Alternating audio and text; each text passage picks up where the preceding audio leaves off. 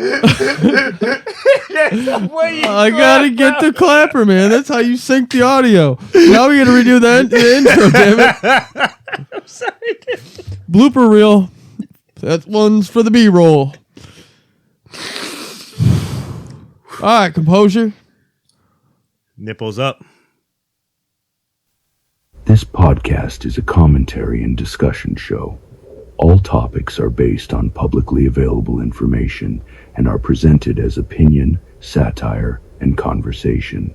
Nothing discussed should be interpreted as absolute fact or professional advice. This is the Belligerent Broadcast Network. What is going on, people of Earth? What is going on, Nick?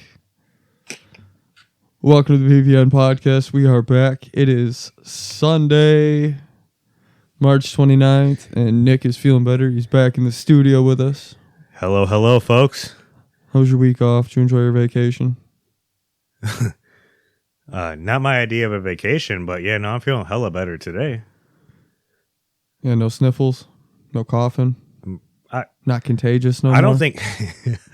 I think the contagion part's the part you were worried about, but no, the sniffles are kind of still here, but they're not as bad as they were last week. No, well, yeah, bro, when your never get sick ass comes over here and you're sick, I should probably take a clue because what happened last time? I got the plague. Listen, dude. I can't afford the plague now. I understand your concern because it's what I've told you before. Like, if you see my ass sick, you don't want that. You don't want that. You don't want that shit because I don't get sick. Like he just said, I literally never get fucking sick. Maybe once a year. I'll get like a 3-day, I feel like I'm going to kill myself. And then I get out of it and we're good. I got the sniffles for like 6 months and we're good. Yeah, I started 2026 sick and then 26 sick again a couple weeks ago. So it's twice in one flu season. It's crazy. I never get it that bad. Usually I'm like, yeah, I trust my immune system. I'm good to go. But I got it bad this year. And me speaking is having a kid too. So like I got to deal with all these fucking dirty ass kid diseases, you get all the kid bro. flu shit that comes around. But I make it through it, bro. That's the thing is it's like, and then this time it comes around and it's like, no, fuck no. You're getting this bitch. And I took it. I took it like a bitch. It goes through your house like 3 times before you actually get rid of it. 100%. 100%, bro. Just back and forth. Grew up with a bunch of kids in the house. And how that goes. It's retarded, dude. Oh my God. Fuck, dude. Yeah, so we're back though. You know, don't worry. Nick's still here. You got my main man, Kyle. Holding it down running in this the bunker. shit. That's what we do. Yeah, you better watch his. You better listen to his episode from last week because you better not leave him out hanging like that. That's fucked. And you know, it struck me the day after I probably could have called this sicky guy at home and done a phone interview with him. I just didn't think about it beforehand. Yeah, so he still could have been on. So that's my bad. So in the future, there might not be a solo episode. It might just be a phone call with Nick. And I'll just sound like a shick. You know what I'm saying? So no, I think the phone call, it's straight Bluetooth. It's straight through audio. It should sound fine. Yeah, but I still sounded nasally. Yeah, you'd probably as fuck, sound bro. all nasally. I mean, not that I don't now, but it was like extra. How many squirts up the nose did you take from your little Mr. thingy? Bro. Yo, that shit comes in clutch. Well, I'm going to tell you right now, I've used it. They say to use it, 2 times a day? For 3 days. No more than 3 days. Yeah, brother. You definitely went longer than 3 days, didn't you? I took advantage of my outcomes. You know what I'm saying? I got my options. You got to fucking make it work. You get, life gives you lemons. What do? You fucking piss on it? No, you make lemonade. I did it. Okay. Made lemonade out of my nose boogers. I don't know if I'd recommend that to the listeners as a cure for whatever the hell is going around. No, but that nasal spray really does work when you got congestion. As long as you're not like allergic to anything in there, yeah, you're good, dude. Like, oh, dude, as soon as I bought it when I was sick, that stuff was a godsend. Like, I wasn't up at 2 o'clock in the morning, like in my shower with hot water on, just trying to breathe. Oh, it was miserable. Isn't dude. it retardedly? Like, I got it bad. It works so good. It's stupid, bro. Because you put it in and it sucks the first 20 minutes because you got to let it sit in there and you got to really let it, And then it just drains you like a waterfall. Yeah, 100%, dude. And you got to you blow that shit out and you're good. And all of a sudden you're like, Like, holy shit, this is what it feels like to breathe again. Yeah. I didn't know I could breathe this good. I didn't know I could do this normally. The other thing that was a godsend was Vicks. Put a little bit of Vicks under my nose. My problem with Vicks is it's so strong, bro. Like, it's like, I don't know, bro. Like, that shit's rough. But if it's to the point where I'm using Vicks, I don't care. I'm like, oh, 100%. I'm like, free me from this bullshit. I'm gonna straight up punch my nose at this point, dude. That's where we're at. Like, when you start using that shit, it's like, it's time to go, bro. Like, I'm about to break my fucking nose. I can't breathe. I'll make it breathe. Bro, and like the worst part about it was that I was blowing my nose so much that there was like blood in my mucus, but my nose still felt stuffed up. Oh, 100%. Like, my sinuses were just shredded, dude. You're talking about the shit I gave you a few weeks ago? Yeah. Oh, dude. I know, bro. That's why when you came over sniffling last week, I'm like, no, I'm not doing this again. Yo, look, you're telling me this again. You're telling me, bro. Like, that shit was rough, dude. It was like, yeah, I wake up at 3 a.m. and I couldn't breathe. I was waking up because I literally couldn't breathe in my nose or anything in my and sleep. Like, just listen to this, everybody, for a second. Okay, listen.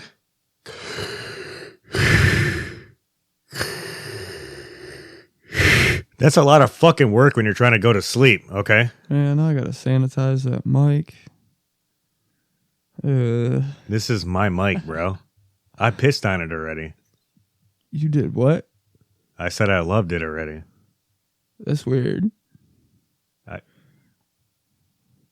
We're not talking about that today, folks, okay? So we're going to move on.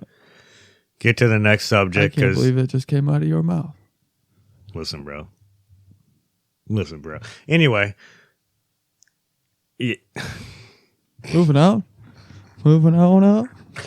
Yeah, we're about to move on, I think. Yeah, so, we still got the Iran affair going on. A little Iran-Contra in the new age. You know what I'm saying? A little bit of... Dude, it feels like Afghanistan 2.0. Or Iraq. From like 2003. It's fucking Did you crazy. see the videos of, like, how it looked in Baghdad when we first came over there and invaded them after the quote-unquote terrorist 9/11 bombings that we had? The shit looks the same as Tehran, bro.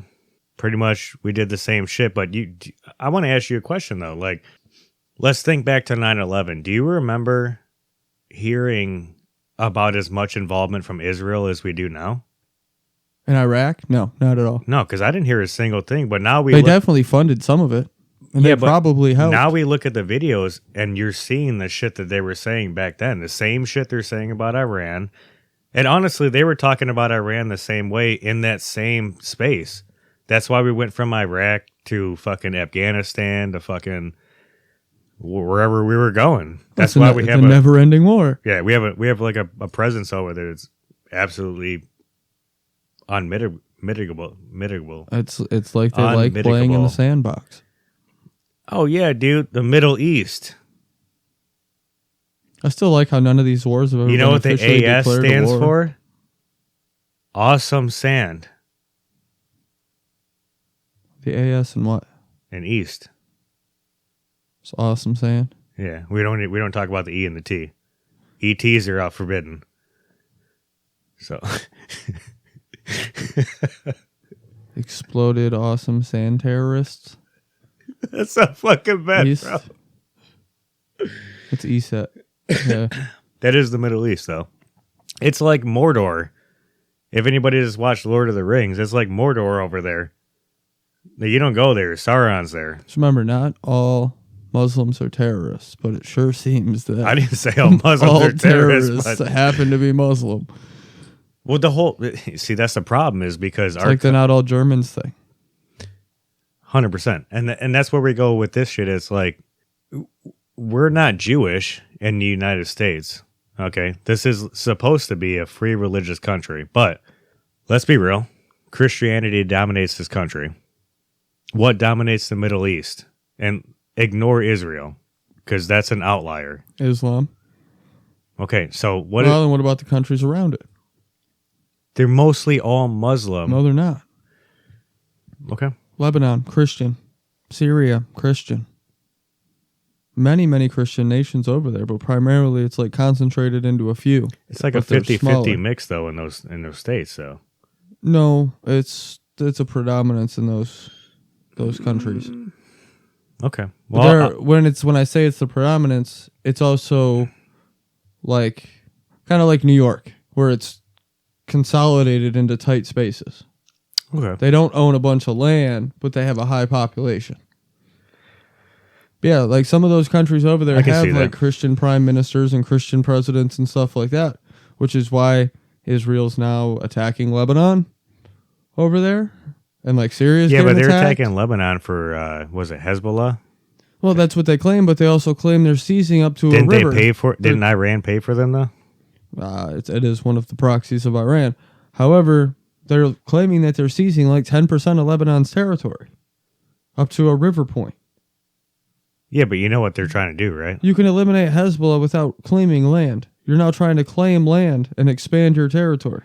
This is a whole different motive in a war. You're not thinking Jewish enough. That's the problem. Watch it, man. We do go on air here. My apologies. You're not thinking goblin enough. Like Harry Potter. I'm not cutting that out. That's getting left in there. I'm not hiding nothing. Unfiltered. And so, no sacred goats. You got to understand that, what is it, the Torah? That's the Bible for Judea, the Israel, the Jewish people. Torah? Torah? The Torah. Am I saying it wrong? Torah? Am I saying it wrong? I apologize if I'm saying it wrong, folks. I have nothing wrong with Jewish people. My problem is the state of the country. It's like talking about the U.S. Like, you think I want this Zionist shit here? Fuck no. This is bullshit. Just like it is over there. It's all a fucking game. So, I just want to put that out there because I don't need some anti-Semitic bullshit coming up on my email for this. But this is what they wanted, man. The Greater Israel Project, bro. Fucking owning everything from the Mediterranean Sea to what? The Black Sea? Is that what it is? The Black Sea is over on the other side, like pretty much like everything from the Nile to the Euphrates. Yeah, which is pretty much goes all of the Middle East. To the Black Sea, goes for Iran, Iraq, Lebanon, obviously Israel, and then the Palestinians, which whatever, bro, whatever that was back in the day. But like, no, they want all this shit. They want all of it. So, unfortunately, as much as I'm not anti-Semitic and I don't want to talk shit about Israel and the Jews and stuff like that, I don't have a problem with Jewish people. I have a problem with the state of Israel and how they're reacting and acting towards things that they want when it's really not an acceptable way to go about things at this point in time. I mean, we're not back in the fucking the 800s, you know, ain't nobody got no land and nothing, you know what I'm saying? Like, we're not doing that anymore. So do you think it's a good thing that BB and his wife Sarah are being investigated for crimes and possibly put in prison by the Israeli government for taking gifts? Here's the thing. You want me to say yes. I know what you expect my answer to be, and yes, it would be a good thing if I didn't think it was a fucking show. I mean, that's what's happening, and Israel's put a prime minister in prison before for the same thing. It's a show. You think it's a show? They've done the same shit before. Ever since we created them back after World War II, it's been the same exact thing. I mean, tell me I'm wrong. I can't tell you you're wrong because you're right. It's fucked up, dude. Like, if somebody can tell me I'm wrong, please fucking email us. Hit us up on Instagram, Facebook, TikTok, Twitter, what the fuck ever. But I'm still like blown away that this a country shit's crazy. So small can have so much control over our country. That blows my fucking mind. Who paid for the Nazis? Rothschilds. Who were they? JP Morgan Chase, U.S. Standard Oil. Ashkenazi Jews. So they're Jews, and they paid for the little extermination of their own people, just to pay for or just to make money off both sides of the war. I mean, the whole central bank that they used was owned by the Rothschilds. I mean, you can't even like.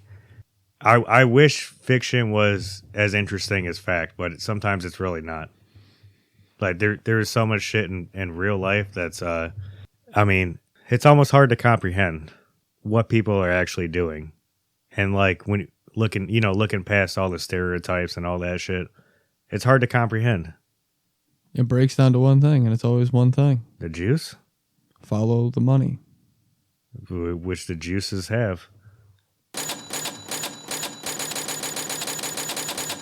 And that's why juice makes so much money, folks. Well, they control the media. They control this. Grape they control juice. that. It's crazy. Apple juice. Cranberry juice. Whatever kind of juice you want. Everything about the juice, huh?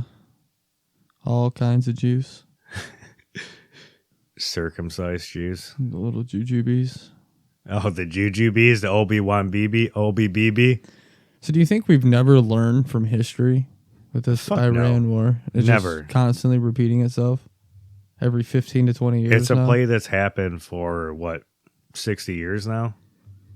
They do it every 20 years like a fucking fashion fad. Well, that's what I'm saying. And it's like, here's a regime change starter pack. Oh, it didn't work. Let's try it again. Oh, it didn't work. Let's try it again.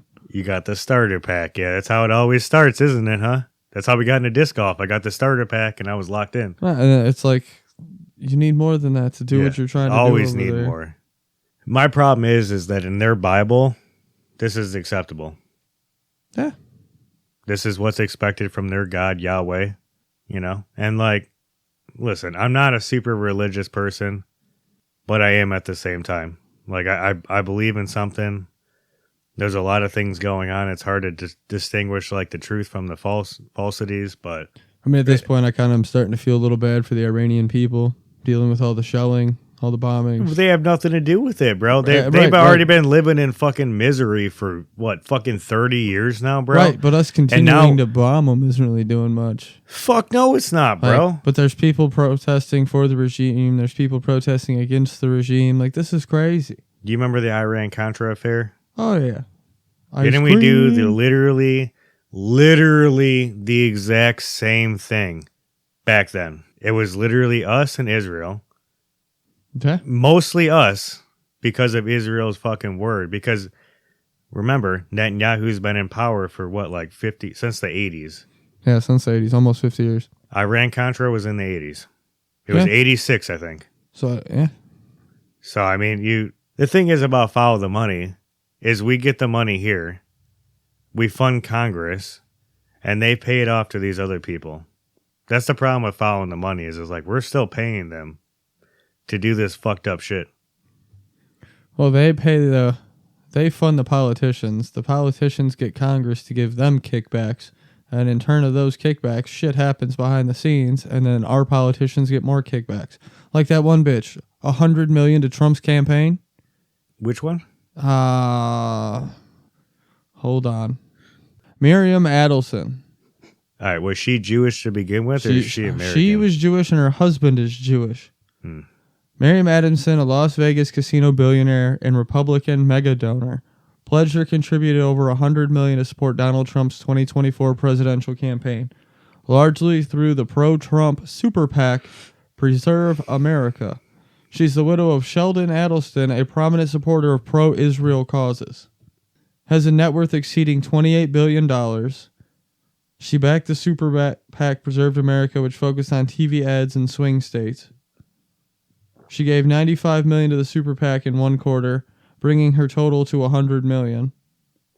Known for her immense influence in Republican politics, focusing on pro-Israel policies. New York Times, The Times of Israel, Al Jazeera, fucking APAC, bro. WFAA, it's all over, bro. There's no way it's false. Oh, I never said it was false, but yeah. No, I'm citing sources for any of the doubters. I'm sure there's gonna. I'm trying to. I'm cite sure our even if we put the here. citations out there, bro, someone's gonna be hating on us for what we're saying. Hey, there's a disclaimer in the but first that's part okay. Of I put the disclaimer in anyway. No, that's okay, because you know what? We can't have any kind of rational discussions if we can't disagree on things. You know, if you disagree with something that we're saying, write us in, ask us about it. Let's have a debate, not a fucking argument, not a fucking I'll come kill you or do some stupid shit, bro. Fuck that. Let's have a rational debate, pull out facts, citations, all that shit. If you can't do that, then you don't even believe what you're saying. Let's be real. Right, Kyle? I mean, you would agree with that, right? I mean, if you can't even back up what you're saying, then what are you fucking talking about? Yeah, change my mind. Prove me wrong. Exactly. 100%. But do it with facts, not emotions. Yep. That's all I'm asking. Facts, truth, evidence, reality. We can all be emotional, but if you wanted to try to prove a point... Emotions don't win debates. Emotions don't win arguments. No, they don't, sir. That's exactly You can be loud, but you can be loud. You can be upset you're wrong or happy that you're right, but that has nothing to do with what actually is happening. Did you listen to my episode? Because it sure sounds like it. Because this is exactly what I talked about on the last episode. Funny enough, no, I haven't listened to it yet. That is exactly what I talked about last episode. Are people getting dumber? Or are they just getting louder? It's 100% what I talked about on episode 11. Good thing you weren't talking about me because I have to whoop your ass on camera tonight. No, usually we can have a civil discussion. We haven't had a fist fight here in the studio yet, so I think we're good to go. I mean, fuck, we've had wrestling matches for fun. That's in the kitchen, though, not in the podcast. Yeah, that's in the kitchen. It makes a difference. Totally different. If we're fighting in the kitchen, it don't matter. We don't bring that shit upstairs. Sorry, in the bunker. We don't bring that shit in the bunker. You know, bunker buster protected. Right on. So what else you got for us, man? Anything cool? You see all the robots Tesla's making?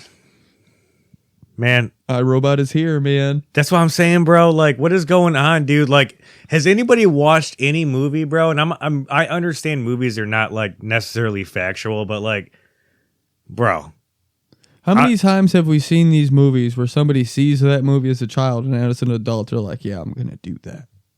Not even just that, 100,000. I'm sure plenty of times, but like, well, Elon Musk is getting ready to go to Mars. Yeah, man. we got that, but he is fucking. He's like, we're going to send the robots first. I just want everybody to understand this. And if you haven't watched these 2 movies, or 4, 6 movies, whatever at this point, but number 1, watch iRobot. That's a singular movie, singular platform. Number 2, you got to watch The Terminator. Number 1, number 2, and probably number 3. And I just want somebody to explain to me what's different about what's going on now and what we saw in those movies. So now, is this something that was predicted to happen, something that's happened because of something that was seen, or is it something that was meant to happen, or is it all just a simulation? Got him. Fucking hit. I'm gonna put that on a t-shirt. That's getting branded. We're fucking branding that shit. Yo. Or is it like being in a simulation? You know? Like, what's the difference at this point? I mean, it's like in a simulation, everything's expected to happen a certain way. And they happen that way. And that's how it feels like life is at this point. I mean, we literally have real Terminators being made right now in front of our fucking face. And we have iRobot, bro. Like the fucking helper robots. The kids that were fighting the robots from China in the videos. Bro, that shit was insane, dude. And it's just getting worse, though. Like, worse by the minute, bro. I mean, aren't you a little scared about it, dude? Like, what? I mean, what are we going to do? Like, okay, let's think about iRobot. Let's skip Terminator. Let's skip the whole fucking end of the world shit. Let's just look at iRobot. The fuck are you going to do if your AI robot starts fucking trying to kill you? Let's think about. I'm gonna pull out the 12 gauge with some buckshot and take that fucker out. I'm glad that you and I have guns, but like, let's talk about 90% of people. Call your neighbor. Hopefully, they have a gun. Okay, that's the best I can tell you.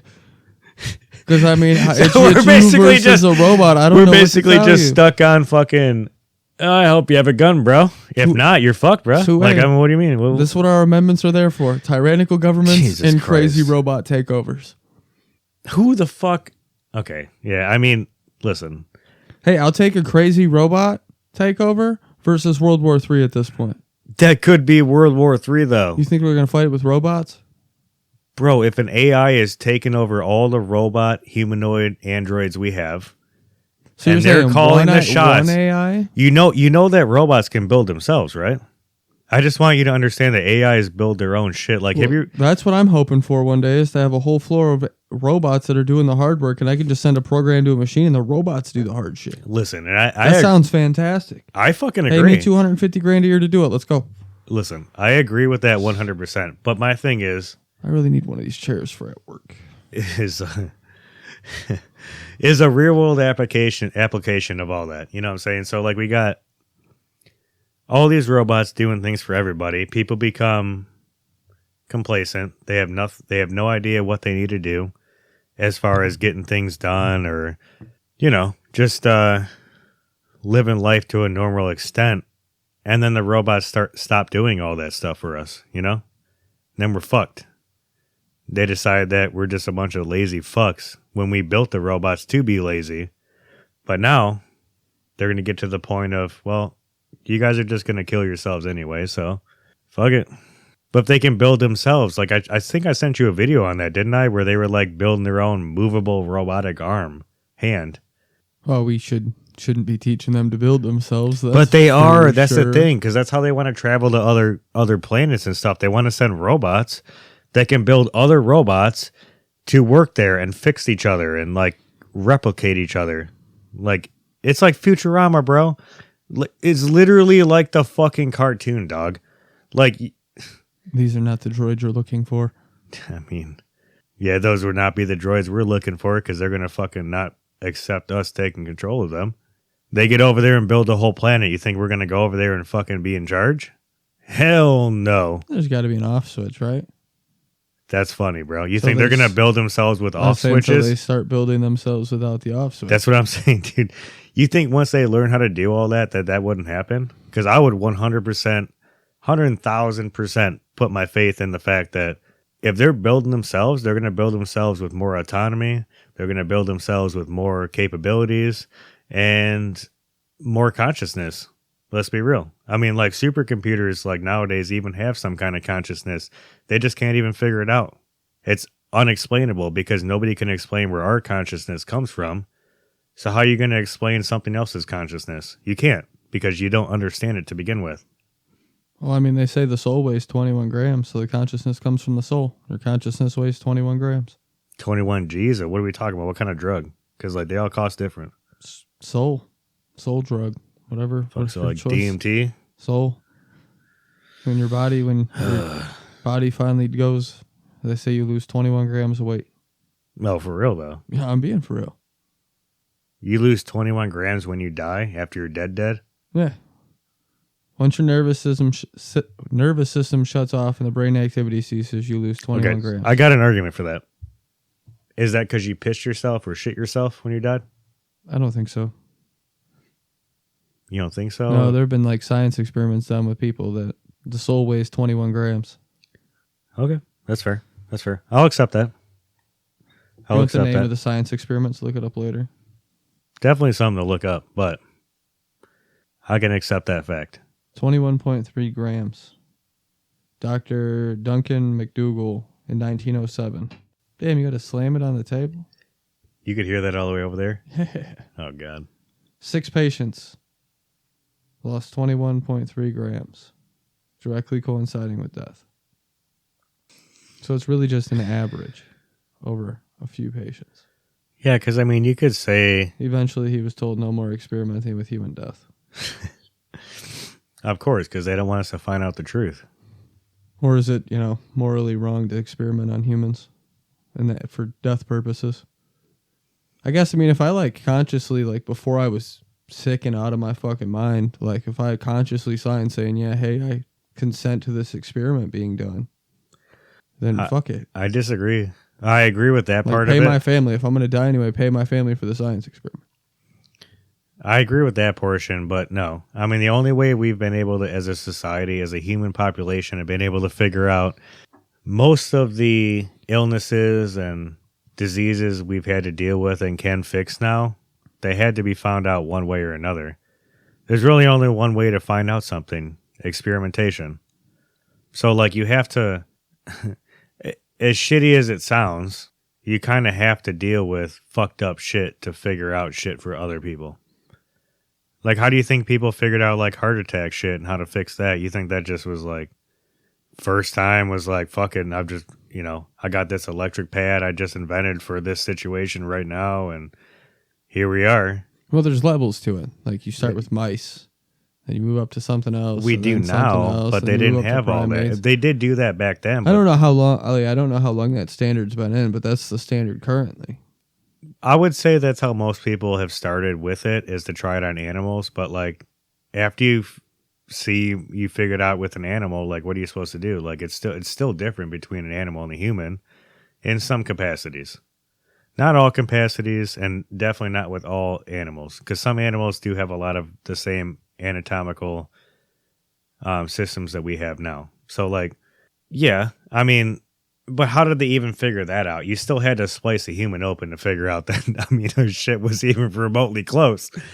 Like, the only way to find it out is by doing the dirty shit. I mean, you make money easy, bro? Do you make your life happen easy? Because I sure fucking don't. I can put my blood, sweat, and tears into this shit. So obviously something has to give for us to figure something out. You know, am I wrong? Like, I mean, I'm not saying you're wrong.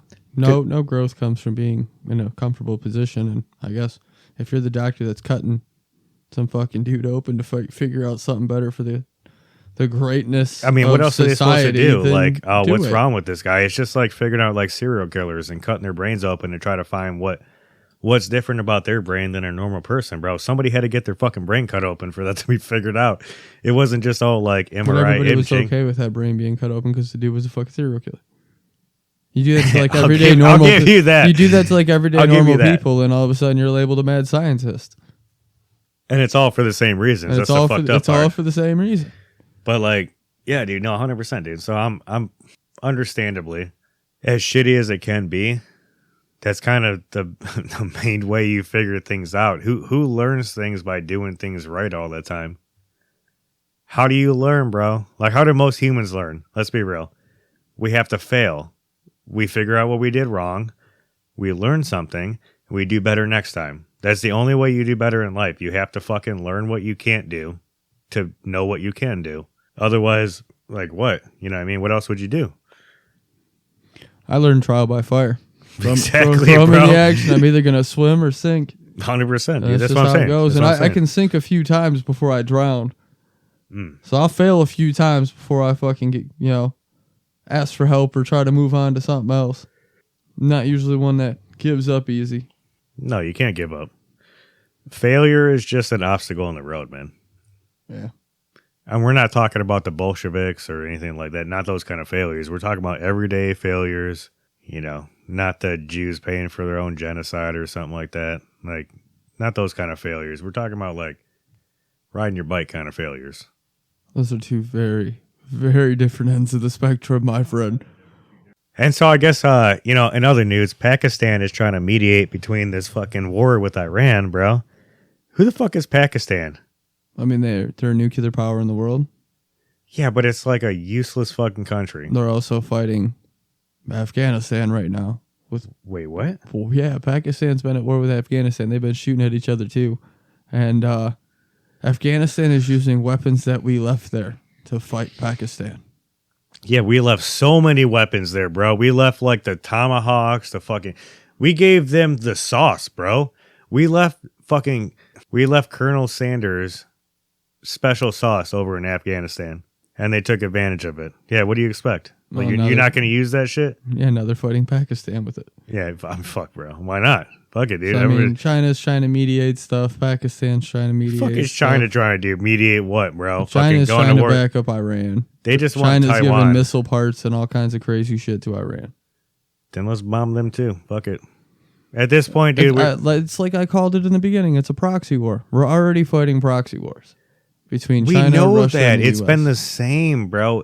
The first Afghanistan war, Vietnam, Korea, fucking Cuba, fucking. Speaking Cuba, all the CIA. We're about to go take Cuba. Nobody's even been talking about that. We said this 4 weeks ago, bro.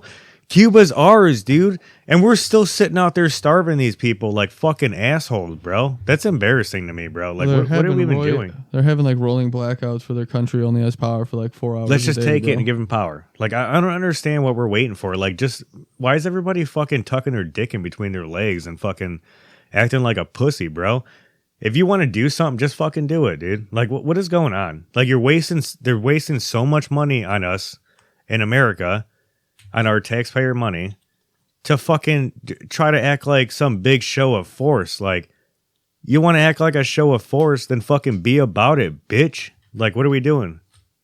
Anyway, sorry, that was my rant for the week, I guess. Like, fuck, dude, I'm just confused how we can even still be doing this same shit. Like, we can't take a little strait of water. Are you kidding me, bro? Over by Iran? Like, we can't take the Strait of Hormuz, bro? Like, what is going on, dude? That's embarrassing. That's actually terrifying that we can't take that strait. What the fuck is everybody else on the planet that hates us going to think? The Strait of Trump? Yeah, the Strait of... the new Gulf of America. Gulf of America 2.0. Yeah, 100%. The Strait of America. So, with Nick off last week, I didn't do one of these Buffalo Bob's meat sticks. So we're going to give them a try this week. We got elk beef stick peppered. That's what it says. So peppered elk with beef. Got it all cut open, so Nick didn't cut himself with a knife this week because we know how he was the other week. I didn't cut myself, folks. He almost did. Quite a few times. This guy. Anyway, yeah, so we're going in on the elk. All right, we're going to touch meats. You want to touch meats with me, buddy? Yeah, let's go, brother. Touch meats. He wants to touch my meats. Yep. Stick it out. Stick over, meat stick fight over the mixer. Bitch. I'm telling you, most of these taste the same, bro. It's the fucking meat skin they put on them, bro. Yeah, this kind of just tastes like a Slim Jim. There's a little bit of a gamier taste to it. Yeah, I was going to say it's a little bit better than a Slim Jim, but it's pretty much, yeah. Pretty fucking much, man. It's still good, though. I'll take some elk. Fuck it. I want to have some real elk, bro. Let's go to Canada and kill one. We'll cook it up. Well, I'm trying to partner or try to get another sponsor partner with another couple meat stick and jerky companies. It's just a matter of who wants to do it and how much more reach out game I got. These are gluten-free, folks, just so you know. And actually, while we're trying this meat stick, I think we're going to take our first break. This one's going to be a Dubby shout-out, so we're fueled by Dubby here at the show. You should be, too. And we'll be right back. All right, let's be honest. Most energy drinks taste like radioactive syrup and leave you vibrating like you just licked a power outlet. We don't do that here. That's why we partnered with Dubby Energy. No sugar, no crash, no jittery anxiety spiral at 2 a.m. Just clean and locked in focus, whether you're gaming, lifting, working, or deep diving into conspiracies at midnight. If you're going to fuel up, do it without poisoning yourself. Go to dubby.gg, that's DUBBY.gg. Use code BBN at checkout for 10% off. And here's the real reason you should care. Every order using our code helps keep this show alive. It keeps the lights on, keeps the mic hot, keeps Nick unfiltered, and me employed as an editing wizard. You want more episodes? You want better production? You want us cooking every week? Support the sponsors that support us. Dubby.gg, use code BBN for 10% off your order. Don't outsource your energy. Now let's get back to the show. What's the difference between sound and noise? The level? I think it's the level. I think it's the content. I'll give you that, dude. That's honestly a hard question, bro. Philosophical as fuck, my boy. God damn it, dude. We are definitely recording now. And we're back. You heard kind of some of our coming back into the studio banter. Yeah, getting a little crazy up in here, folks. I just want you to know we live in the gray. What's your opinion on that, folks? What's the difference between sound and noise? Which one makes a sound and which one makes noise? Because, to me, a sound is something that's pleasurable to the ear. Noise, not so much. You get real emotional with it. Dude, I was listening to something earlier this week about that. How they're called SRAP waves, but you can overlay an inaudible wave over an audible tone, and it can cause emotional spikes in people. Well, now here's the thing. I believe sound has a profound effect on human nature. The hertz, the waves, all of it. It has a profound effect on how people see and think about things. That's why when it comes to people that have dementia and Alzheimer's and stuff, they use a lot of sound medication and sound therapy. Sorry, not medication, but sound therapy, because sounds bring you back. I mean, has anybody ever listened to a song they heard in their childhood and they remember the first time they heard it? Because I've done that plenty of times. I don't know about you, Kyle, bro, but Well, I definitely think songs can elicit emotions, especially if they're tied to a memory. 100%. I mean, sometimes I think the sounds make the memories, though, you know? I mean, okay, it's possible, or something you can associate with an event that happened in your life. So it goes back to what we talked about in a previous episode, right, though? Because, we had talked about how do our brains remember everything that's ever happened in front of us in our life? Even though we don't specifically pick it up or bring it up on our own day-to-day whatever bullshit.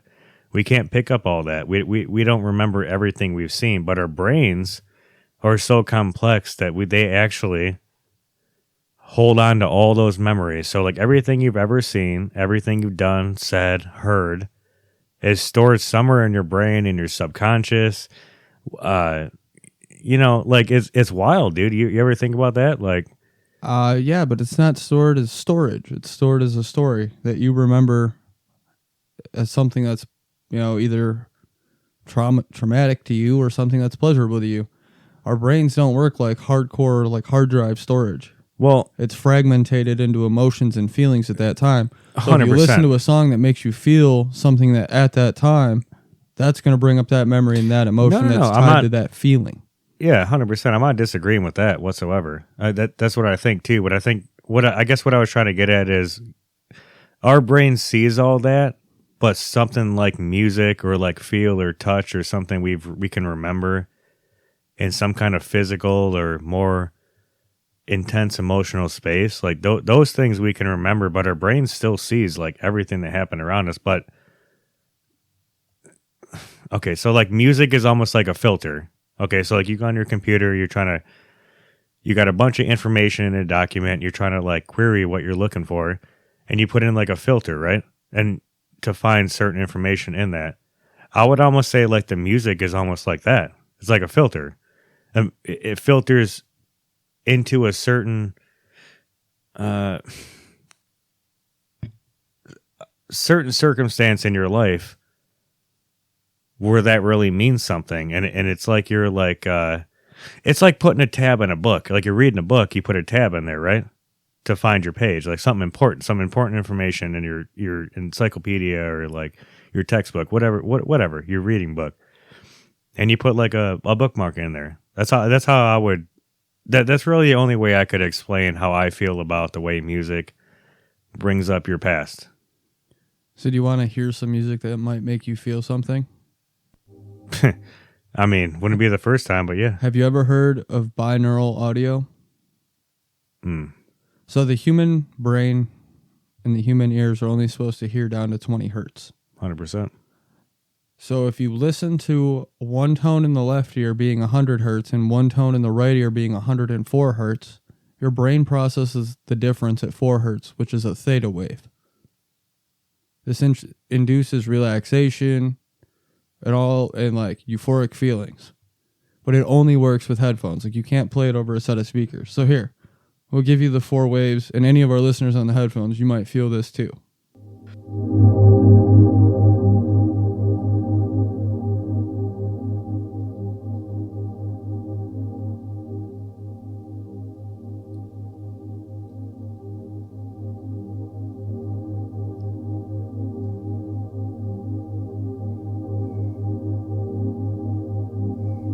But that's a 4 hertz wavelength. You can almost fall asleep on that, man. Mm-hmm. I mean, it's so like the studio headphones a little staticky with it because they're not that great, but I mean, fuck, dude. Listen, this shit feels almost soothing inside you. You know what I'm saying? So like, that's what that's supposed to do. That's that 4 wave hertz that isn't audible to us normally. Like you can't play a subwoofer or anything to feel that 4 hertz. Wait, we couldn't have got that back on my 2 P2 Rockfords? No, we'd have blown up. Holy shit. Because you got to think, what is 2 hertz? That's 2 in and outs of that sub per second. Super slow, super low. Completely inaudible. All you're doing is moving air. I mean, we've had the whoa. The lowest I've been able to get a box down to in car audio has been 18 hertz. And the subs don't last that long when you go that low. Most boxes are tuned to like 22 hertz, 20 hertz because that's the lowest you have to set the ohms at for that, bro. Half ohm. Half ohm? Half Holy ohm. shit, bro. That's when they're all connected to one, right? At point. Yeah, and then it's one run through the amp. Yep, 100%. You take a 1 ohm stable amp and you push it to a half ohm, and the amps and the subs don't last that long. But you can get there, and you get real loud in the process. Wait, so you're telling me my two 12s, I could have like hooked them up from both sides, all 4 ports, and hooked it all into one and put it onto it, and it would have made it louder? No, you cross jump them. It's 1 in and 1 out. You cross jump. You basically run them in parallel. So like one amp to the other amp. I'm sorry, one subwoofer to the other subwoofer, and then that one goes to the amp, is what you're saying? So you run into one voice coil, through to the other voice coil, across to the other sub, across to the other voice coil, and then out to the amp. Yeah, 100%. So only one's coming from one sub. Yeah, basically. It's a parallel circuit, the path of least resistance. Yeah, but no, that makes sense. But your amp doesn't last that long. It gets very, very hot. And your subs don't last that long either. Bro, you remember when we got that shit from Gibraltar, bro? Oh, you remember Gibraltar, bro? I miss Gibraltar. Anyone from Michigan, bro? You remember good old Gibraltar Trade Center, bro? Yeah, they just call it pleasantries now, and they grow some mids. So, not to... I miss Gibraltar, man. I miss the car shows. Yeah, I would take Gibraltar over pleasantries any day, bro. Like, that shit was so... Dude, you remember all those car times? audio... Fucking pretzels, bro. If you wanted a hamster, if you wanted a hacky sack, it didn't matter. You went to Gibraltar and you could get it all under one roof. 100%, bro. Like it was like the ultimate swap meet. That's where I got that 2-piece 12-inch fucking the ported vented fucking from Rex. Yeah, bro, for like $90. You couldn't even get a singular one from Mickey Shore for less than 180 at the time. This is at the time, bro. Just so everybody knows, this is what. 20 years ago. Fuck. Almost. Jesus 14 years ago. Christ. 16. It's literally 16 years ago. 16 years ago. And Rex, man, he had the best deals everything around. Doubled in 2021. So, I mean, like, realistically, we're talking about fucking all this shit. I remember. And now it's gone because, like, even that same, like I said, the same shit costs fucking, like, $200 at Mickey Shore, bro. And how many times did you go up there and trade a system in to get another one? Oh, bro. We lugged speaker boxes through Gibraltar so many times, dude, trading out one speaker for and it another, was so miserable every cash. time. You remember when we were sitting up there in my car, bro, like having this guy come out and look at his broken ass speakers that one time? Yeah, you sold me some pop subs, bro. What the fuck? Not me. No, Gibraltar. Oh, dude. Oh my God. Yeah, that was the issue, but at least they usually corrected the problem. No, they did. I'll give them that. They helped me fix the problem for sure. But it was just, I mean, shit was so cheap, that it wasn't just like some American-made, high-priced bullshit. It was from China. Well, most car audio is.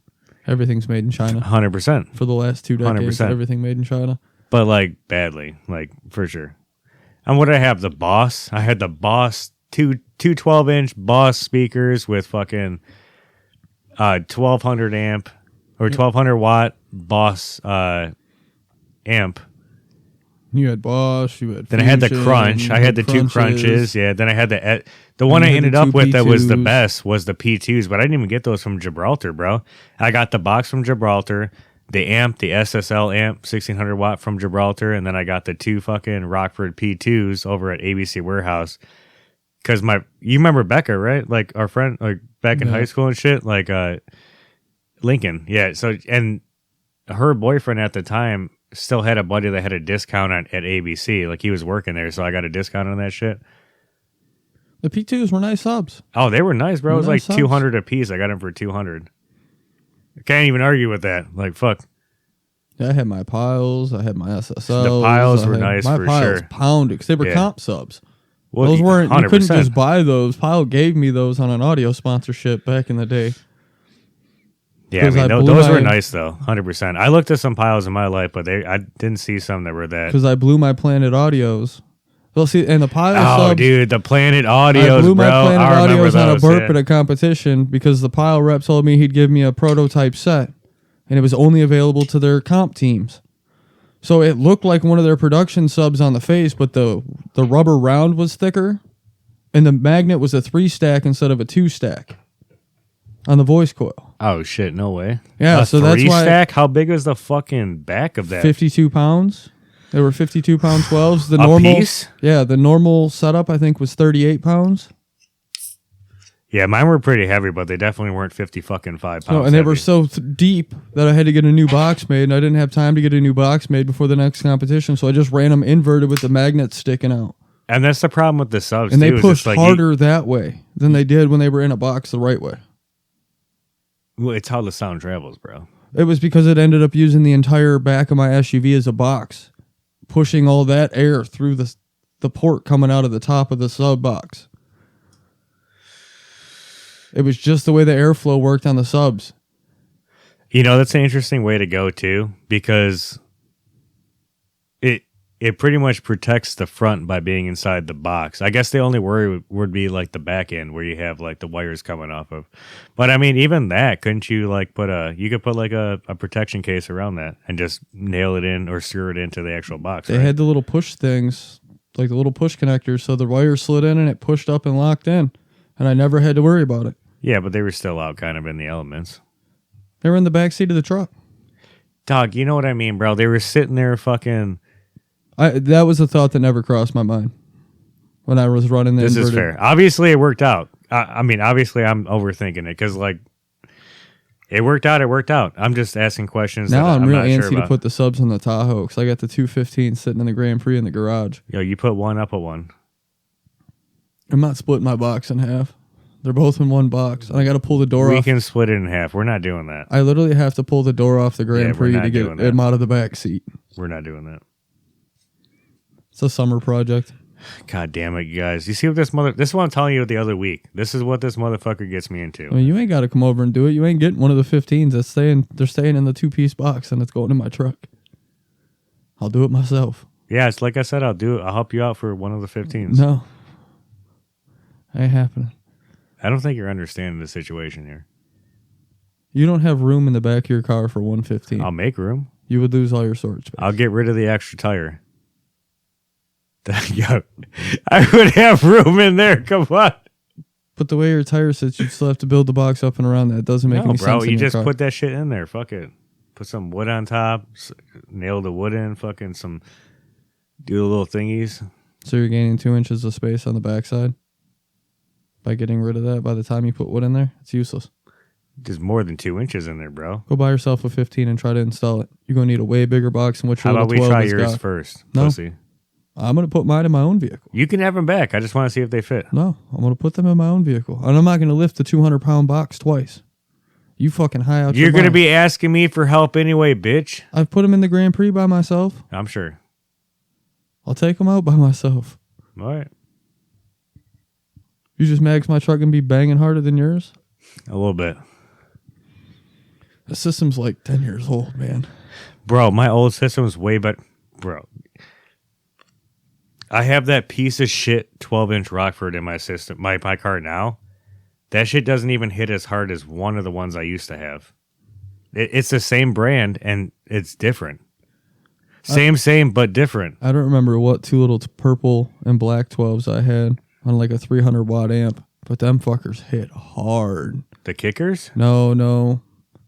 I'll have to look them up and see later. I think they were American Audio something, but they were little black and purple. The JL Audio ones? No. It was some off-brand. Really? Yeah. Okay. But they fucking hit hard. I wish I'd have never got rid of those. I mean, it's wild how that happens, isn't it? Like, it's not about the name. It's about, wow, I mean, I had kickers. I had 4. I had a box with 4 of the square L5s in the trunk of the Malibu at one point. Those are nice. I didn't really like the solo barracks. The what? They were solo barracks. That's what the squares are called. They're solo barrack subwoofers. Really? Yes. Interesting. Okay. And yes, they move more air than the rounds, but the cones wear out quicker. The rubbers wear out quicker. And they always claim they got lower, but I watched a whole lot of people with round subs get way lower hertz-wise than the guys with the squares. And part of it was they perform better in a sealed box than they do in a ported or a vented enclosure, which is where you really get your airflow. I pretty much always had the ported boxes. Or like, the dual vented one was the one I stuck with the longest.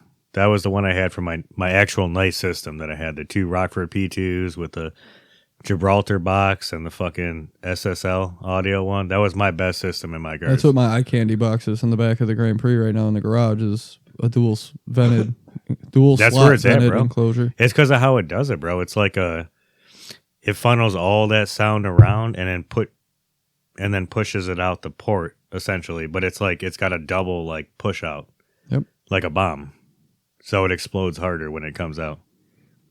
It's all about directional flow. 100%. That's why I like the sixth order boxes where you can't even see the sub. It's all just reverb inside of a box, and you just put little drivers in them. They're not even cone speakers; they're just drivers.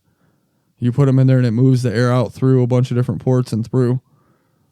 I'll send you some videos on the sixth order boxes. They're crazy. Yeah, you're gonna have to send me that. The problem is when something overheats and goes wrong, you got to tear the whole box apart. Oh, it's like most to get new to the cars. speaker. That's pretty much all cars nowadays. Yeah, but you can make 112s drivers sound like 315s just from the way the air flows in the box. Yeah, I need to fix mine because I need some more bass in my car. I'm about to fucking lose my shit, bro. You think so? Yeah, I want to build a custom box for each side. You know that little space I have on each side that doesn't really affect like the picking up the bottom part where the donut is? I kind of want to do that and run it a little bit longer so it compensates for all the air moving around, you know? And just kind of like flatten out the sides and run it like that. 212s. Maybe even put it in the way you're talking about, like backways. That might even make that work even more. You know what I'm saying? Like, I don't know. It's a thought. I mean,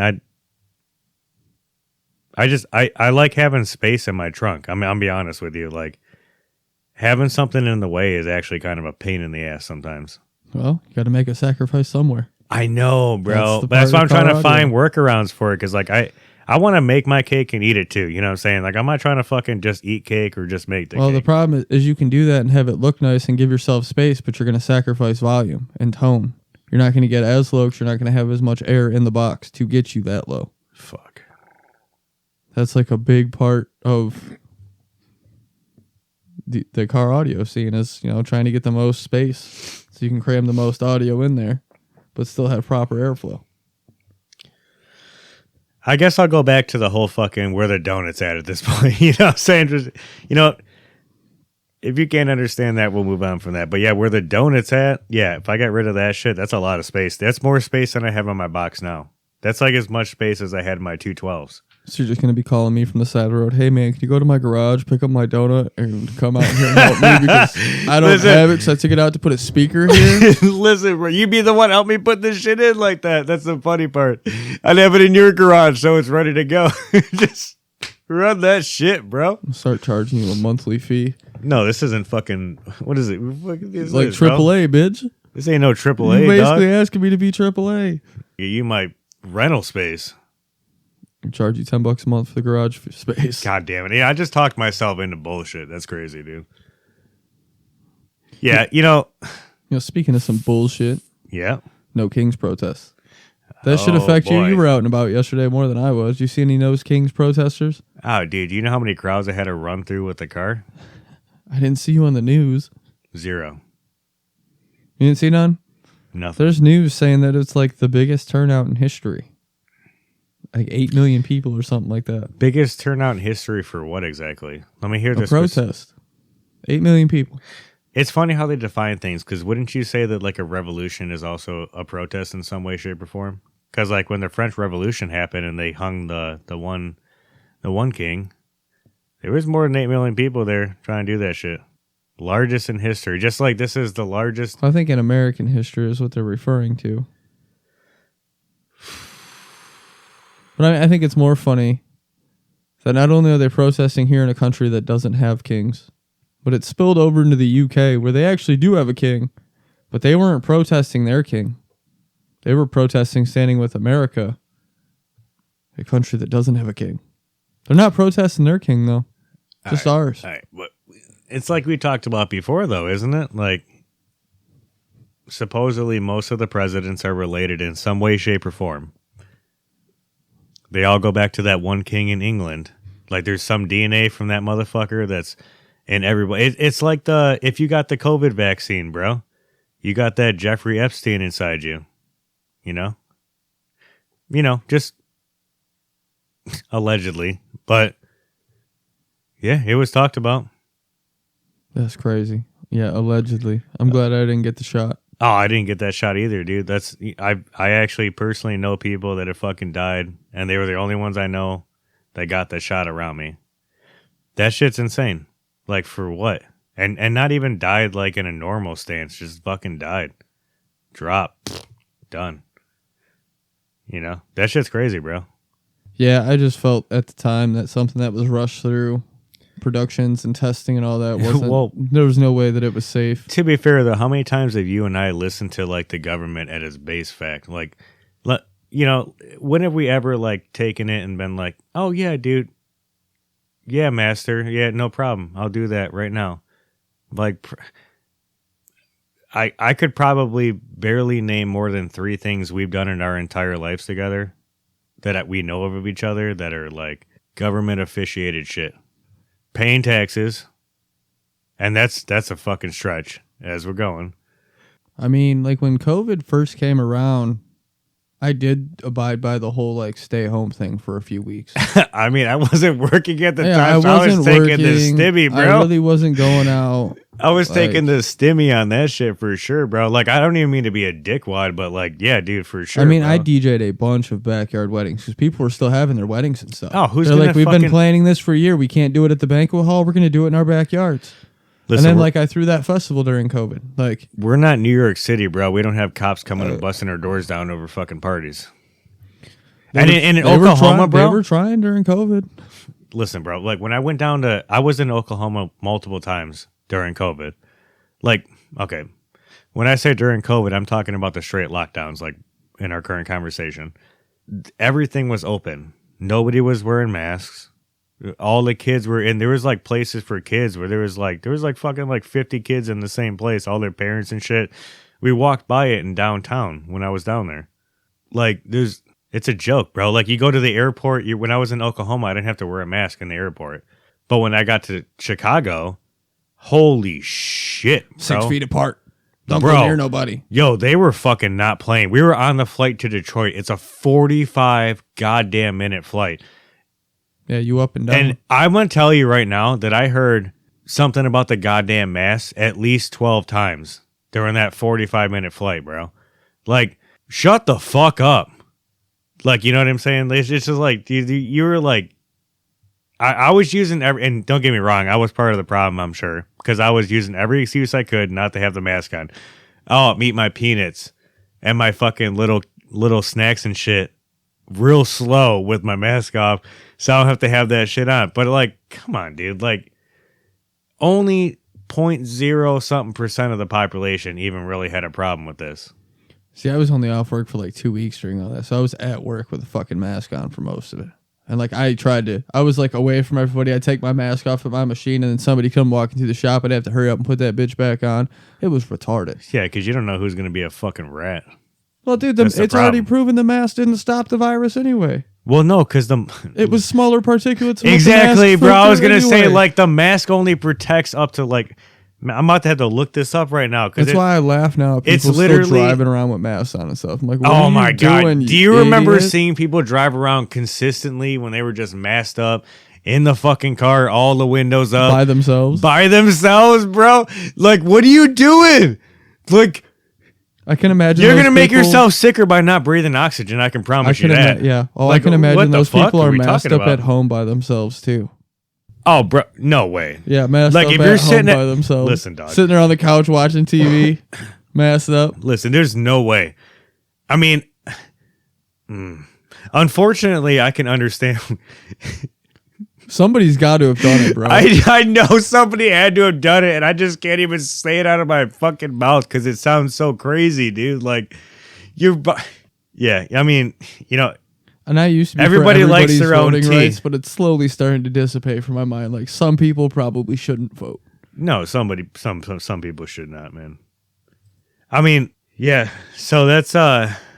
Actually, funny thing is, you bring this up is I saw a video the other day talking about how stupid humanity is because of the COVID lockdowns and shit, and it showed like this grandma and probably her son, like this really old lady and this kind of like middle-aged dude, like probably like, you know, I would assume family trying to hug each other during the COVID thing. You remember when you couldn't see anybody and do anything, you know?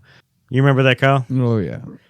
It's hard to even say without laughing because like they literally had this plastic sheet in the middle of the room on some kind of stand, and like they both put their arms through, like it's like you're going into it's like you're in a lab and you're putting your arms in like this plastic thing to touch some dangerous material inside the tube. But they were both doing that just to give each other hugs. And I just like what? And neither one of them had masks on, but they did that shit anyway. It's like, and I know we already established the mask didn't work, and we can prove that scientifically. That ain't no conspiracy, folks. Just so you know, like we don't even know what we're saying is conspiracy anymore because everything is turning out to be true. Everything but flat Earth. Yes, did I send you that video with the oh my God, I could sidetrack on this, but like literally like how crazy it is that happened for COVID and how many people actually died. Like this wasn't the Spanish flu. This wasn't the Black Death. This wasn't the, wasn't the flu called the Spanish flu when they came and gave it to all the Native Americans in South America and shit? Or like the Spanish flu was in 1918. Well, I know specifically that big one, but what did they call the one when the conquistadors came over and they were taking over like the Aztecs and the Mayans? Like the smallpox blankets and stuff? Oh, that's right. Yeah, smallpox, the measles, like that shit killed everybody. Yeah, okay. I don't remember what it was called, but yeah, I definitely remember. No, you're right. Stories growing up about the infected blankets and textiles getting traded. No, you're right. It's the smallpox. The smallpox took them out. It was also the... what other thing did you say? Smallpox. Well, you said I said smallpox. You said measles. I'm sure there were other ones that go along with it. Those are just the two that come to mind. Was it measles though? Am I wrong in that, dude? I don't know. Okay. Well, so the smallpox and the measles, yeah, they really fucked the South American people up when the Spanish conquistadors came over. Just like everybody got fucked up by the Spanish flu, which, funny enough, never even originated in Spain. They just use that shit as a scapegoat, which is normal at this point for winning countries. Like, you can do whatever you want. You say what you want. Wasn't the Spanish flu named that because a bunch of people got sick and came back from like a meeting in Spain and it spread like crazy? No, the soldiers came back sick is the problem. Oh, yeah, the soldiers came back.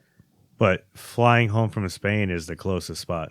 So they probably were sick elsewhere and just happened to be coming back from Spain. I mean... So that's what they named it. Oh, man, you're getting deep with it, bro. Like, I mean, to be real with you, like, fair enough. I'm just asking for my own clarification. No, I do remember some of it, but I don't remember the whole thing. Like, I didn't do a refresher on that before getting on the air today. No, 100%. I mean, same. But, yeah, for that in particular, bro, I just think they scapegoated it. I think it was just already... I mean, it was right after World War I, bro. Everybody was sitting in trenches and fucking... yeah, that's what I'm thinking. It just getting trench foot and fucking all the... You know what I'm saying? Like, there was so much going on in that specific time frame. Like, everybody's coming back from the war, bro. Yeah, dude, somebody got sick. It's like...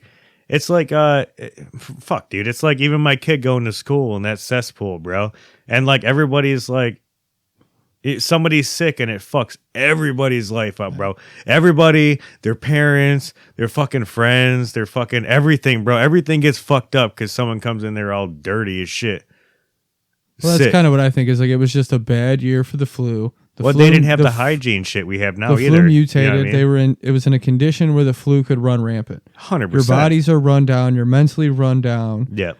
Their hygiene's not at its best. People are already fucking getting like trench foot and shit from being in the trenches fighting. Which is already a disease in its own. But when your body's already run down, you're already more susceptible to a disease or a virus. So you just happen to bring that virus back home where it mutated some more and spread amongst everybody. Yeah, because some of them could have gained immunity to it just by being over there and being in those conditions for like those 4 years. You know what I mean? Because like, you know how people die every year when it gets hot? Like right and immediately in the summer, people die from just, you know, literally just when the temperature goes from, speaking from Michigan perspectives, I guess, but goes from like under 30 degrees to like 90 degrees. There's like a week that's coming up for us that's going to happen like that, where it's going to just fucking jump. And then people all over the Midwest and like down south, the temperature jumps up the same way. Somebody dies because like our bodies actually acclimate to the temperature we have going on. That's what's amazing about the human body is we can like adapt to the different temperatures we're living in. You just have to get accustomed to it first. And so, you know, just same shit. Like the people that were over there were dealing with those diseases. Their bodies were already, they're white. It's like how we get a vaccine now. It makes our white blood cells learn how to fight that specific disease, supposedly, you know? Look, we don't agree. I don't agree with the COVID vaccine, but most vaccines like polio, measles, all that stuff, they give you a little bit of it, so your white blood cells can actually learn how to mature and fight that specific disease, so your body doesn't have to fight it in a negative way, and it fights it like a normal disease and just it beats it and kicks it off. You know what I mean? Like a little terrorist attack or something. Well, that's what a lot of these vaccines are like live virus. Where you give it a little bit to train your system how to build a resistance to it. That way, when a big one comes, it's like, oh yeah, we remember this little bit, so let's go do it on a bigger scale. Exactly. Yeah. Now, my sinuses always go crazy when we go from warm to cold to warm to cold to warm to cold, which in Michigan is basically every spring and every fall. We get all 4 seasons in one day, and it drives my sinuses insane. And I'm like, oh, it's not allergies, it's just the weather. And some years are better than others.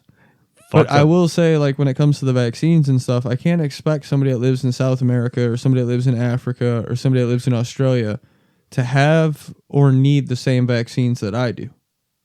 That's not entirely true for everything. Different climates, different animals, different conditions.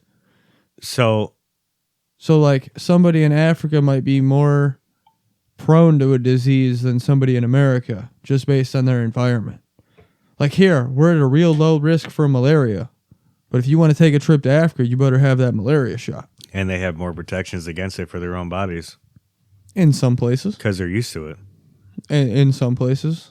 Some places, okay. I'm sure there's tribes that are uncontacted that have natural immunity to it because they grew up in conditions where it's constant. 100%. Just like the smallpox, bro. Just like we were just talking about with going to South America. We brought the smallpox.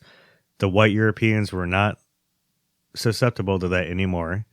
But everybody in South America was not ready for that. They never had it before. They didn't have to go through those hardships. Wasn't the smallpox part of the bubonic plague?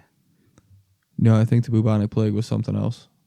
Fuck, so there was like multiple... Well, the bubonic plague is a much earlier time in history. You're talking like the 13 and 1400s then. Really isn't that far from now, bro. Well, I mean, there's claims that the bubonic plague has been spotted in modern society. No, it's still around. It still happens. Right. 100%. Well, I can recall in like 2023, there was a whole city in China that had it, and they quarantined the whole city. And then I think there was another case reported of it somewhere else. The thing about the bubonic plague, though, is it's all about hygiene. So the running water, the plumbing systems, that's what got rid of the bubonic plague.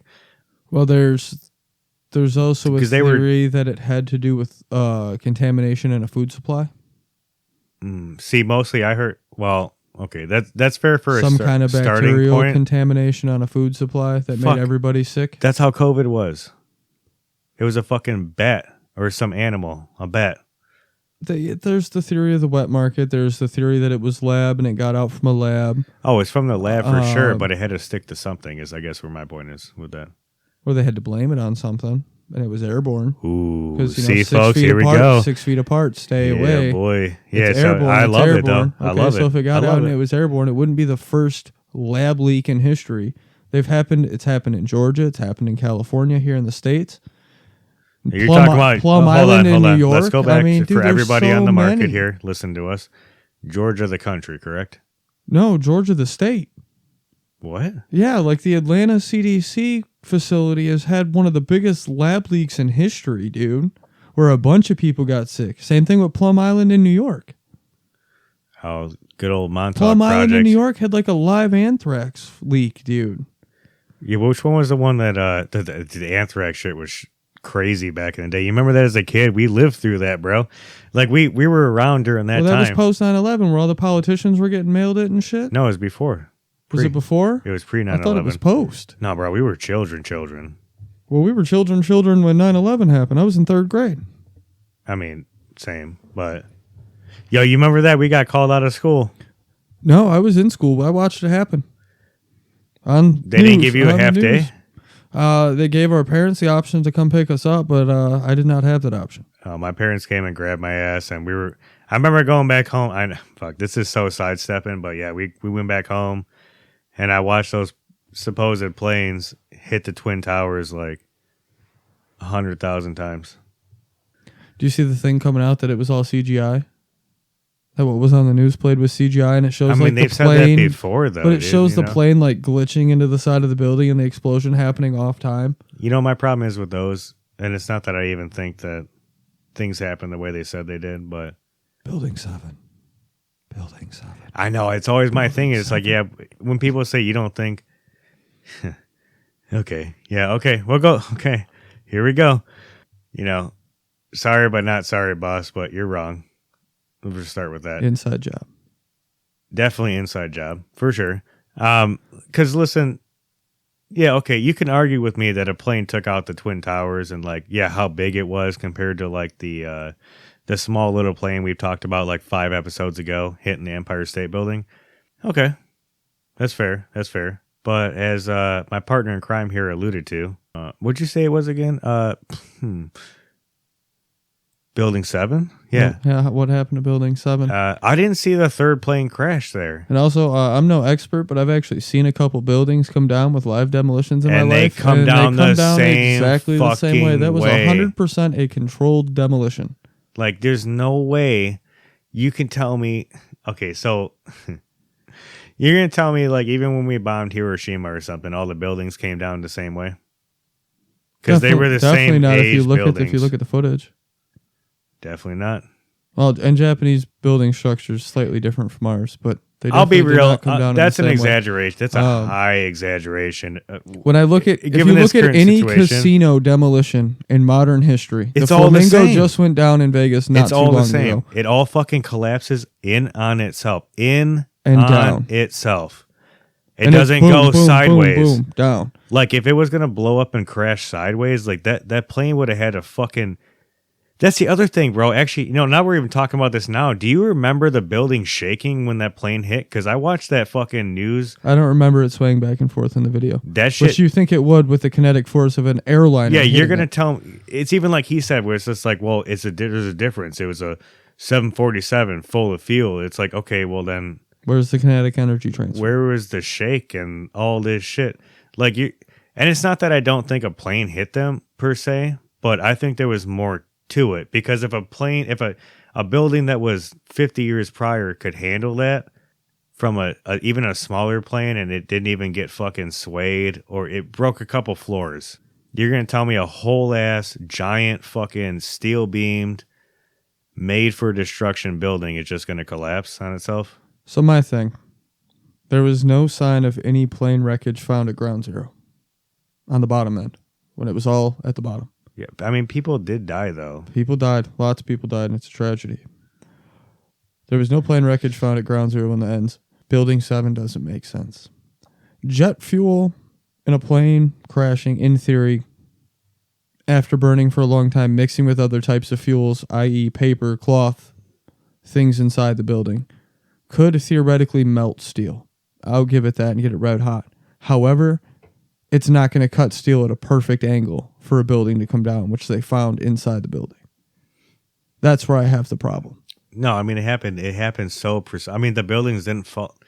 I know, bro. It's like the buildings didn't fall over on any other building around it. I mean, how?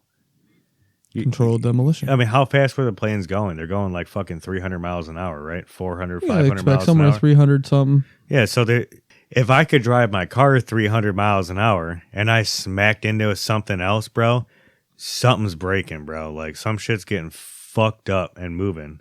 Even if I ran into I mean, man, fuck, actually, I don't know, bro. Actually, you run into a cement wall, like a complete, like in a freeway where you got like the bridge going over and it's like nothing but cement on either side, like right there. I don't know, bro. I don't know what would happen, I guess. Well, what's that You're not moving one law of physics? I mean, it depends. There's a lot of laws of physics. Every action has an equal and opposite reaction. Yeah. So you're going to hit that wall, and that wall's going to hit back pretty hard, too. I know, but... And I mean, horsepower... You could take that for the building, though, too, couldn't you? Horsepower is how fast you hit the wall. Torque's how far you take the wall with you. 100%. But, like, I guess with that being said, like, that's where I could argue, like, I could see how the Twin Towers didn't fall from the planes. And either way we look at it, bro... I still think it's an inside job. I don't eat whether it was planes, missiles, bombs, whatever, dude. Like, this shit was an inside job. And no, I definitely think a plane hit one of them, at least.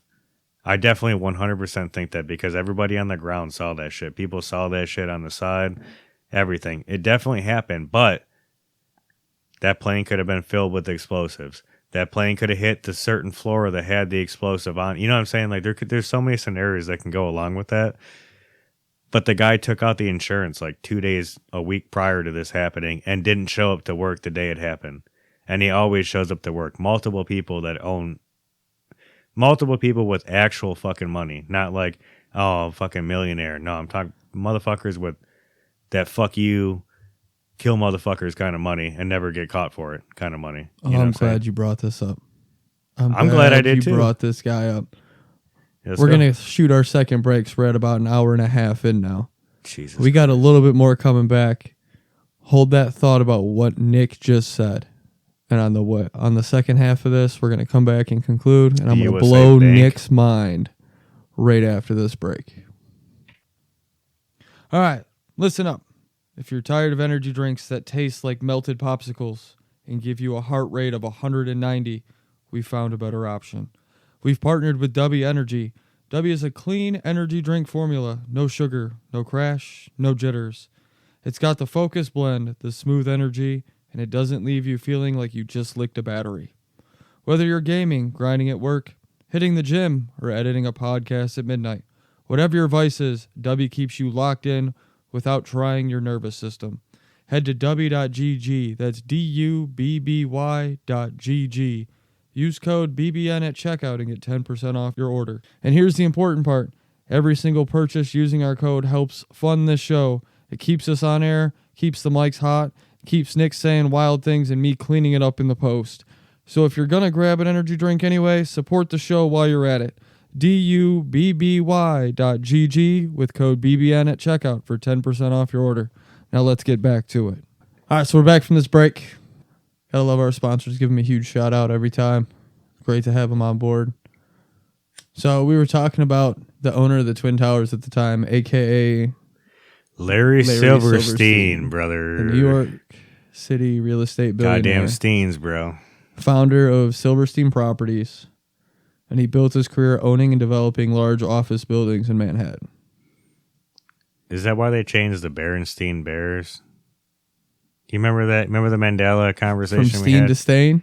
Trying to push off a... What is his name again? Larry Silverstein? Silverstein. Now it's Stain. You don't want that Steen stain on all that shit. You know what I'm saying? You can't have that. You ain't selling that shit in the thrift shops, that's for sure. Okay. So let's go over some things that certain people miss. He didn't originally build or own the Twin Towers. It was built by the Port Authority, a government entity in New York. But in July of 2001, he signed a 99-year lease on the complex for $3.2 billion. Think about that. The timing. The lease was signed in July of 2001. And his lease covers the actual ground of the area, not just the buildings. It was the complex, the entire complex, not so just the he buildings. owns the fucking land. Oh, and that's verifiable through the New York Jewish Home.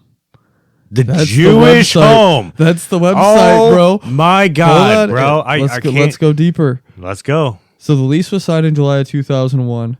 9/11 was in September of 2001, 6 weeks later. So technically, he was the leaseholder and operator of the property, but not the original owner. He skyrocketed the insurance for it, specifically for terrorist attacks, too. And the way all the insurance was filed was that it was a terrorist attack, and therefore the victims could theoretically get more money from it. But after the buildings were lost, it's considered a massive financial loss. Oh, it's like an act of God at that point. And the payouts were in the billions. So he paid a lease contract that he was only 6 weeks into for $3.2 billion over 99 years, and he got paid out billions within 6 weeks. Yeah, bro, it's inside trading, brother. And then, you want to hear the kicker to this? He became the lead developer on the New World Trade Center complex. Obviously, but he owns the whole property, though, is the thing. No, so, it's only leased. He doesn't even own it. He just leased the complex. Leased it from who? The New York Port Authority? No, bro. He owned the... You're going to tell me he didn't own the buildings? No, he signed a 99-year lease for the entire complex in July of 2001. A lease is an ownership. A lease, exactly. So he owns it for 99 years, technically. That's what he paid renting for. It for 99 years. Lease is never ownership. I can lease a house to somebody as a renter for 99 years, and at the end of the day, I still own the house. So New York Port Authority technically probably still owned the property. And he was but just then how did leasing he it from collect them. on the insurance policy? Because as the owner operator, or as the shareholder operator, like the person doing the operating on the complex, you're the one that has to have your insurance. Just like if I'm renting a house, I have to have renter's insurance. As a homeowner, I have to have separate insurance as the one that owns the actual property that's being leased out. Okay. So, like, if my tenant has a fire in the house, that's fair. I'm responsible for the house, but my tenant's insurance would be responsible for their belongings inside the house. You know what I'm saying? No, I pick up what you're laying down, brother. Yeah, 100%. But it's kind of crazy how the whole situation pans out within it of itself. Anyway, it's crazy how the whole situation plays out in and of itself. You know what I mean? See, I was under the assumption that he owned the properties, or at least was the majority owner of the land plots that had the Twin Towers on them. You know what I mean? He was the majority shareholder of the operations happening on the complex. Like, he was in charge of leasing out all the space inside the buildings, responsible for insuring the buildings on the property. Okay, so let's think about it in homeownership terms. I have to have insurance for everything that happens on the property, but I still pay taxes to the state who has the land, even though I have the deed in my name. But because I'm the one operating on the premises, I have to have insurance that covers my ass if somebody slips and falls on my property and gets hurt. Fuck. Okay. And abroad, when you put it like that, it kind of it's the way. You know, fuck, dude. Yeah. It's when you put it that way, it's fucking ignorant, dude. It's like it's probably not perfect the way I said it. But no. You said it perfectly. For a simple breakdown, that's kind of how I could explain. That's the thing, though, is like sometimes that's all it takes. The problem is all the legal jargon that happens when you have a lot of these bills or a lot of these fucking laws that are in place. There's so much legal jargon. You can find loopholes and you can find all this other bullshit that goes along with it. Well, brother, if they put everything simple the way everybody could understand it, they'd have no need for lawyers or congressmen. Yeah, nobody would have to make any money. Nobody would be... Sorry, hold on.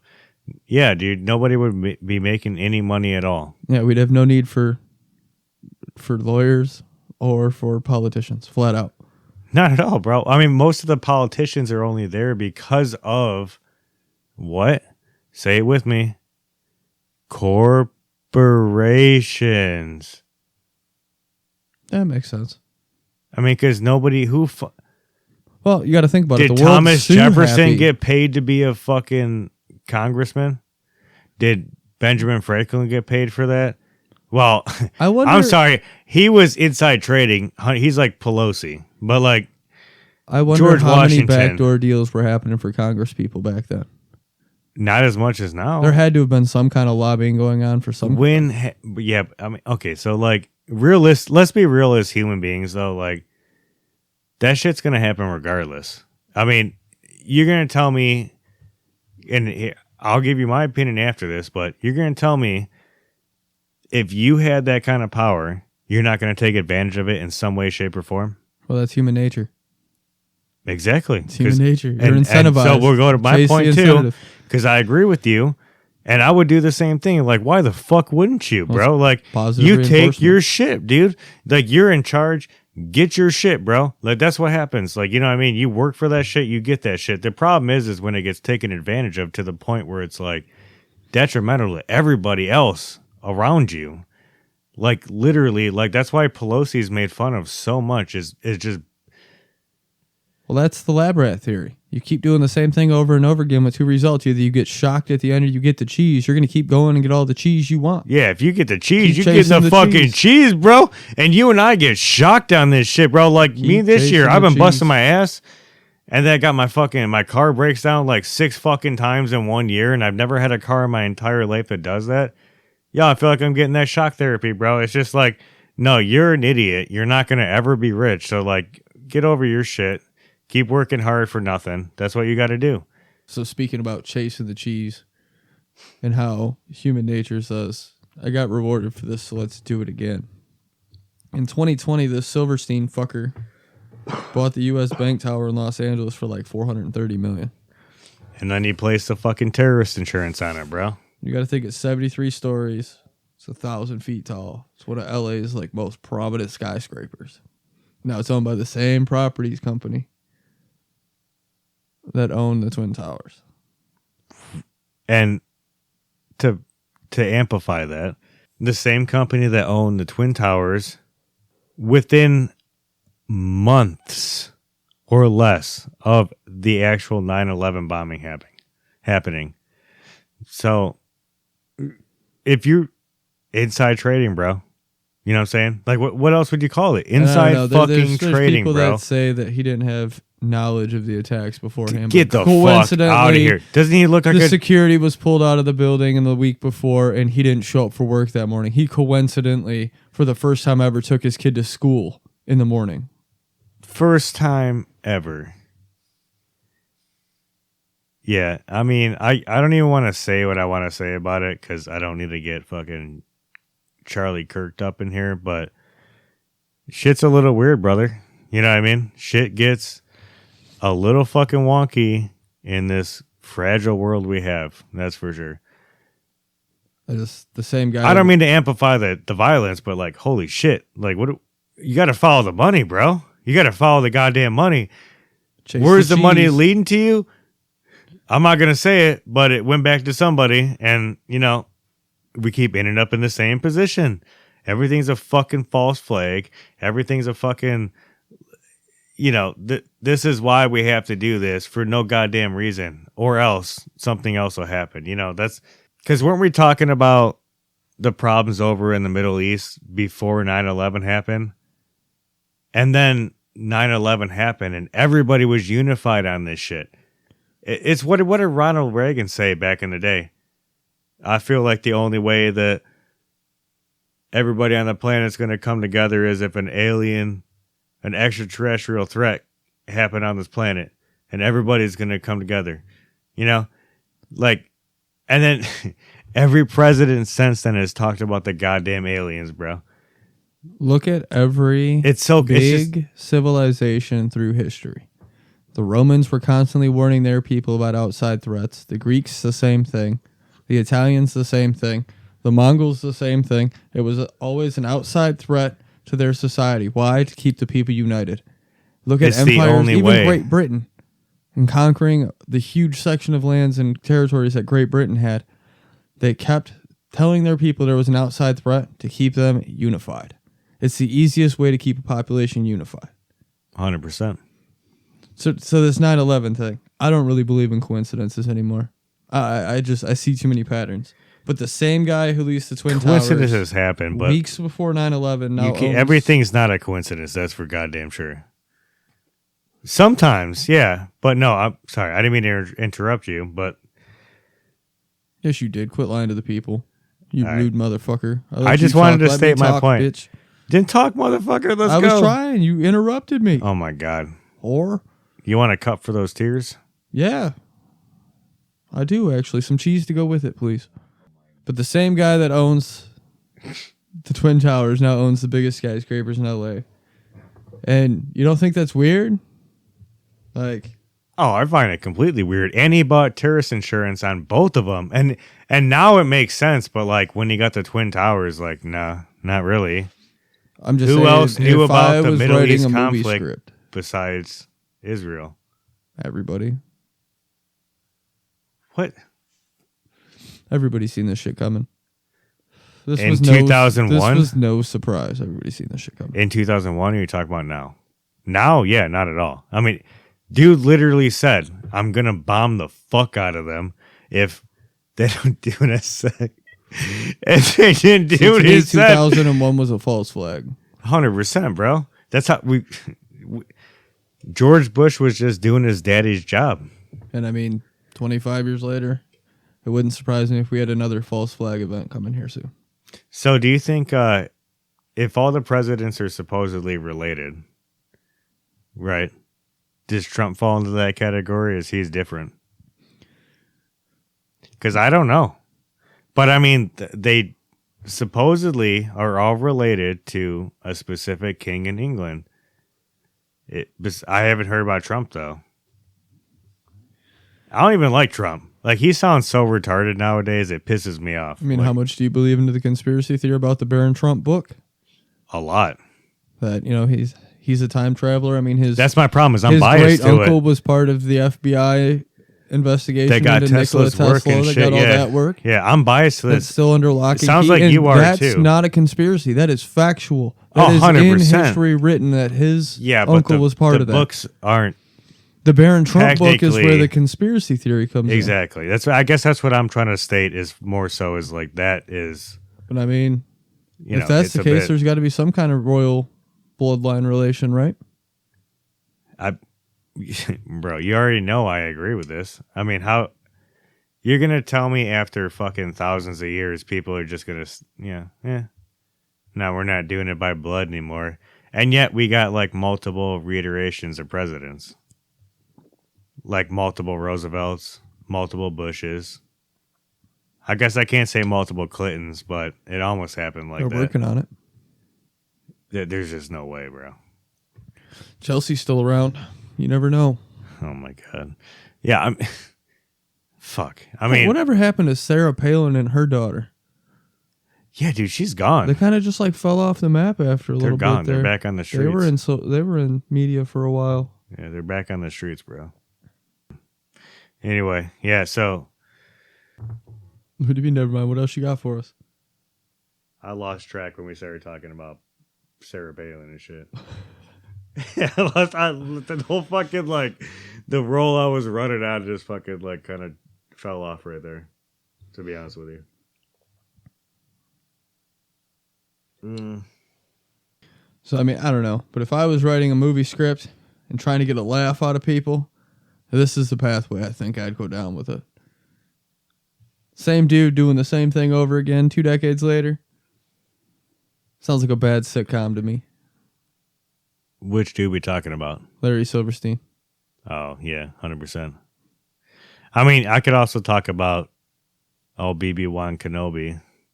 I mean, because we got about 4 decades of that shit at this point.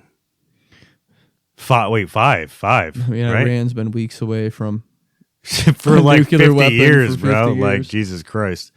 Like I don't know. I think it's going to be interesting what happens with that whole thing over there in the Middle East, considering Iran just gave us 10 tankers full of oil. Supposedly. Allegedly. So, and we'll see if BB goes. And I don't think they did, because our gas prices aren't any fucking cheaper. We'll see. They're not. They haven't gotten here yet. Bro, it takes days to get here from the Strait of Hormuz, not hours. Depends how fast the boat is, I guess. The boats go like 20 knots, bro. Slow, super slow. Put a couple of rocket engines on there. We'll get that shit. Yeah, put rocket engines on some of the most flammable substances in the world, and giant tanks on a ship. Fuck it, dude. Great. Run that shit, bro. Sounds fantastic. What are you doing over here? Nothing, bro. I don't know. It'll be interesting if the Israeli government brings BB Dick and Butthole and his wife Sarah up on charges for taking gifts from people. Bro, they haven't done it for 50. Yes, they have. The previous prime minister. Years, bro. There have been a couple times in Israel's he took history. over in fucking 1980 something, didn't he? Or was it 1993 or some shit? It was like 96 is when he took over.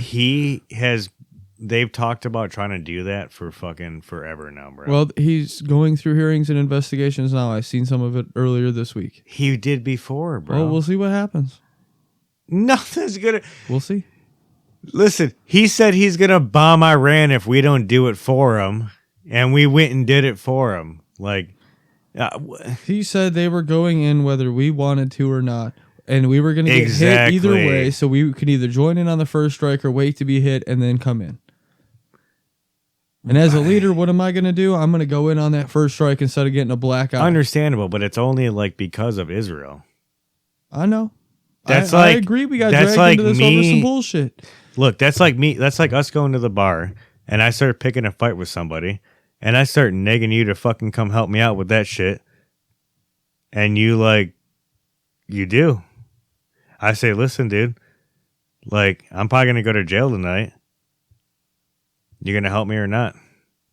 Or I'm going to get my ass whooped tonight. I'm not going to let you just get your ass whooped, but I prefer we not go to jail. I'm going to try and tell you, hey, bro, 100%, this ain't worth it. We're too old for this. The thing is like they're acting like fucking school children I'm at a fucking playground, Toby bro. Keith in my head. I ain't as good as I once was. No, but listen, they're like fucking. They're playing this child's game like it's fucking. We're on the playground or something, bro. And most of the time in history, I would say the same thing because like it really hasn't changed much. But it's kind of embarrassing how much leadership doesn't really value anybody else's human life.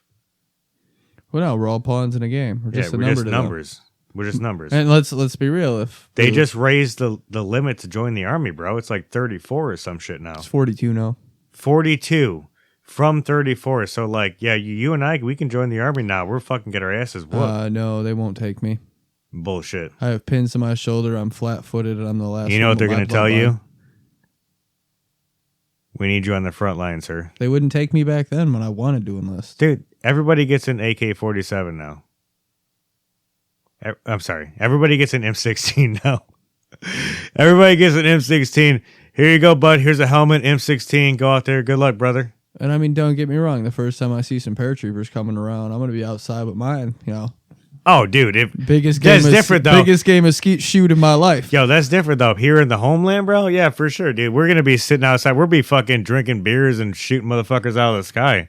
Like, fuck that shit. You know what I'm saying? Like, in the homeland, for sure. But, you know. I'm not worried about them drafting me. I'm really not.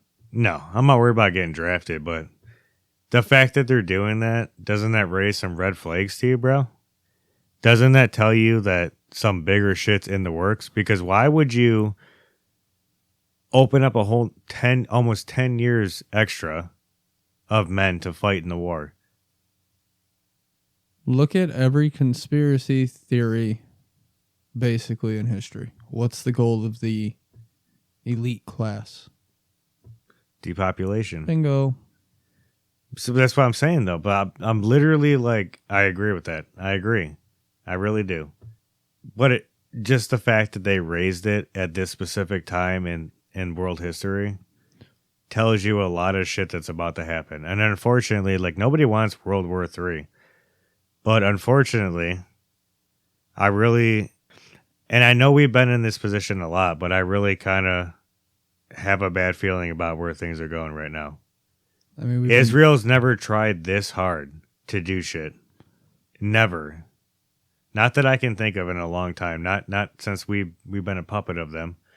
I can't think of a single other time they've tried this fucking hard.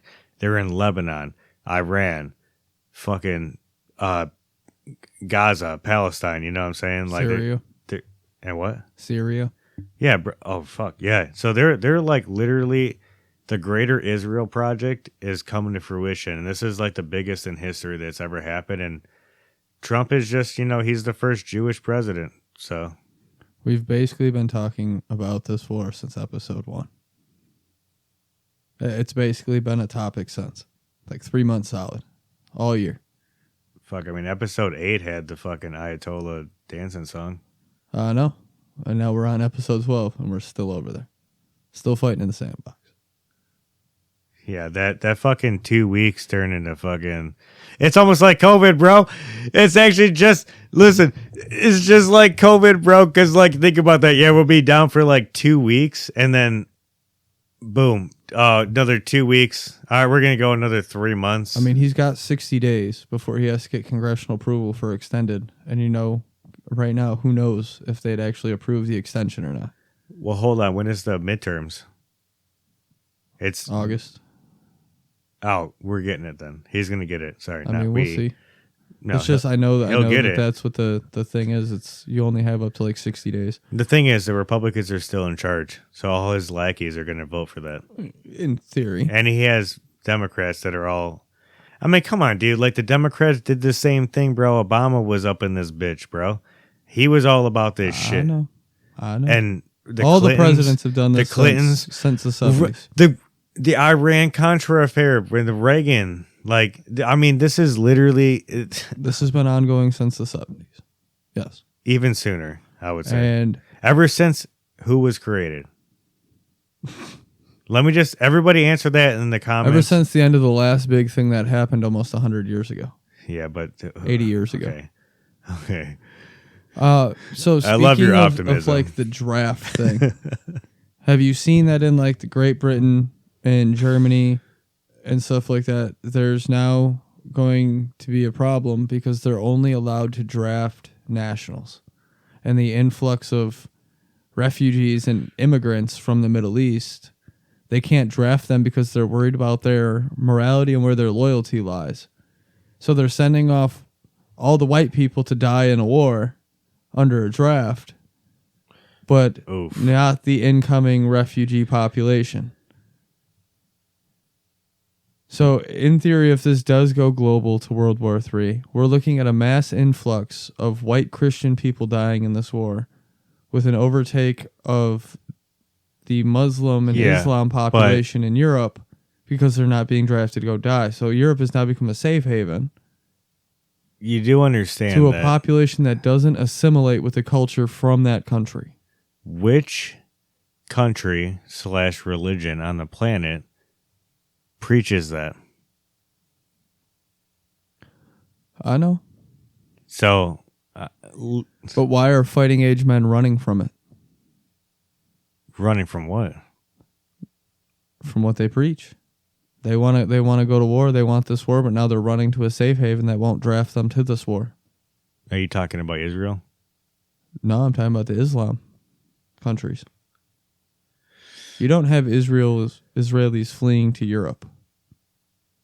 No, they want to stay in their safe haven. You have a mass influx of Muslim and Islam refugees fleeing to Europe, causing a bunch of problems in Europe. I mean, look at what happened to that 13-year-old Swedish girl. Did you not see that? Well, no, I didn't see that. But she got gang raped and had a gun stuck in her mouth and in her lady parts, and she died from her injuries from it by a group of Muslim immigrants. They don't assimilate to society. They come in and try to enforce their culture on the society that they live under. Which is crazy because they want to leave that culture. So they're bringing it elsewhere. Why are fighting age men becoming refugees? Meanwhile, look at Ukraine. What did Ukraine do? They stopped all fighting age men at the border and turned them around to go fight for the country. That's what you do when you're at war. You don't let your fighting age men leave. What are you letting your fighting age men leave for? To go take over another country. Why are there certain countries in Europe that have foreign nationals that own more property in their cities than the nationals of the country? Like London.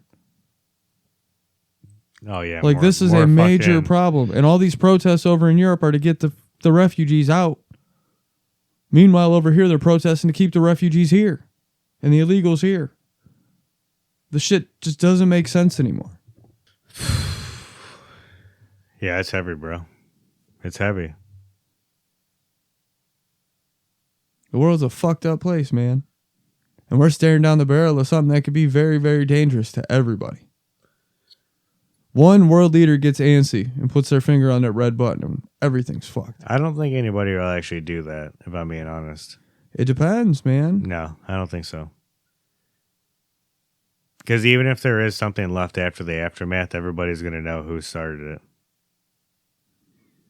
Maybe. I'll give you that. Actually, maybe to that specific comment, because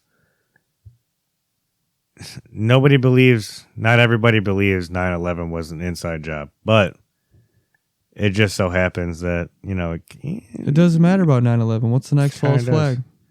But that's what I'm saying. Like, you can't even tell sometimes who's actually a part of it. You know what I mean? So, like, with that, like, we went after what? Iraq? Didn't find shit. Afghanistan? Spent 20 years over there and just left them all of our equipment. You know what I mean? Like, just for more war. I mean, that was under Biden's lead. Well, either way, but it was all a plan. He couldn't fight with little plastic army guys. It was all a plan, though. You know what I mean? Because, like, we were in a war with Russia and Afghanistan in the 80s. So in the news, it's not a coincidence that, there's theories and people warning against possible drone strikes off the coast of California, where, the USA Bank Tower is. You saw I mean, going back to that, no, I do agree. Bro. I mean, look at Austin, bro. Like, they had that oil fucking refinery The one that's supposed to be processing my Venezuelan barrel, bro. I'm supposed to get that free gas. And that's one of the only places that can process that crude ass oil down there. And it got fucking fired up. Isn't that crazy? You don't think that's not random, is it? Like, I mean, with things happening here, things happening abroad, like the places getting stuck in Qatar and Bahrain and Kuwait, all the oil refineries and the natural gas refineries with the Strait being shut off. There's more countries going through rolling blackouts and shit like that. It's getting interesting.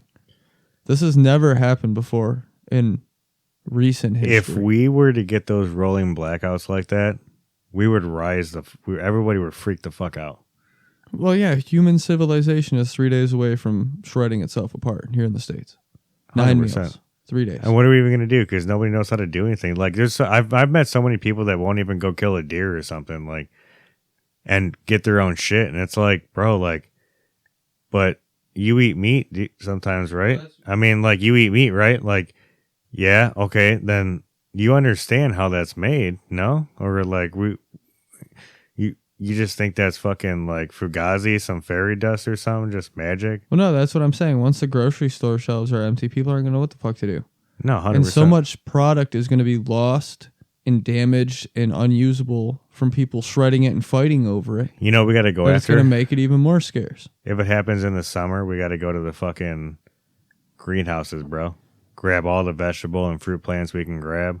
Grab all that shit, bro. Load up on that, bro. I'm going to be grabbing a whole bunch of seeds. There's seeds there. But you get all that shit. You get seeds out of that, too. Like a Home Depot or Lowe's. Yeah, but this is faster. You need both. You need both. But in the situation... You need both. Because of where we live, if that shit hits the fan, your best thing to do is hunker down for like 2 days. Get yourself settled for like 2 or 3 days. Get the supplies you need and fucking get back to your base. After those days, you're going to want to get the fuck out of the city. Oh, 100%. You're going to want to get everything ready to get mobile and get the fuck out. No, you want to be ready as fuck. So. No, 100%. Yeah, you got to get the fuck out of the city. I don't really have a plan for a nuclear apocalypse. I think if that happens, I'm fucked.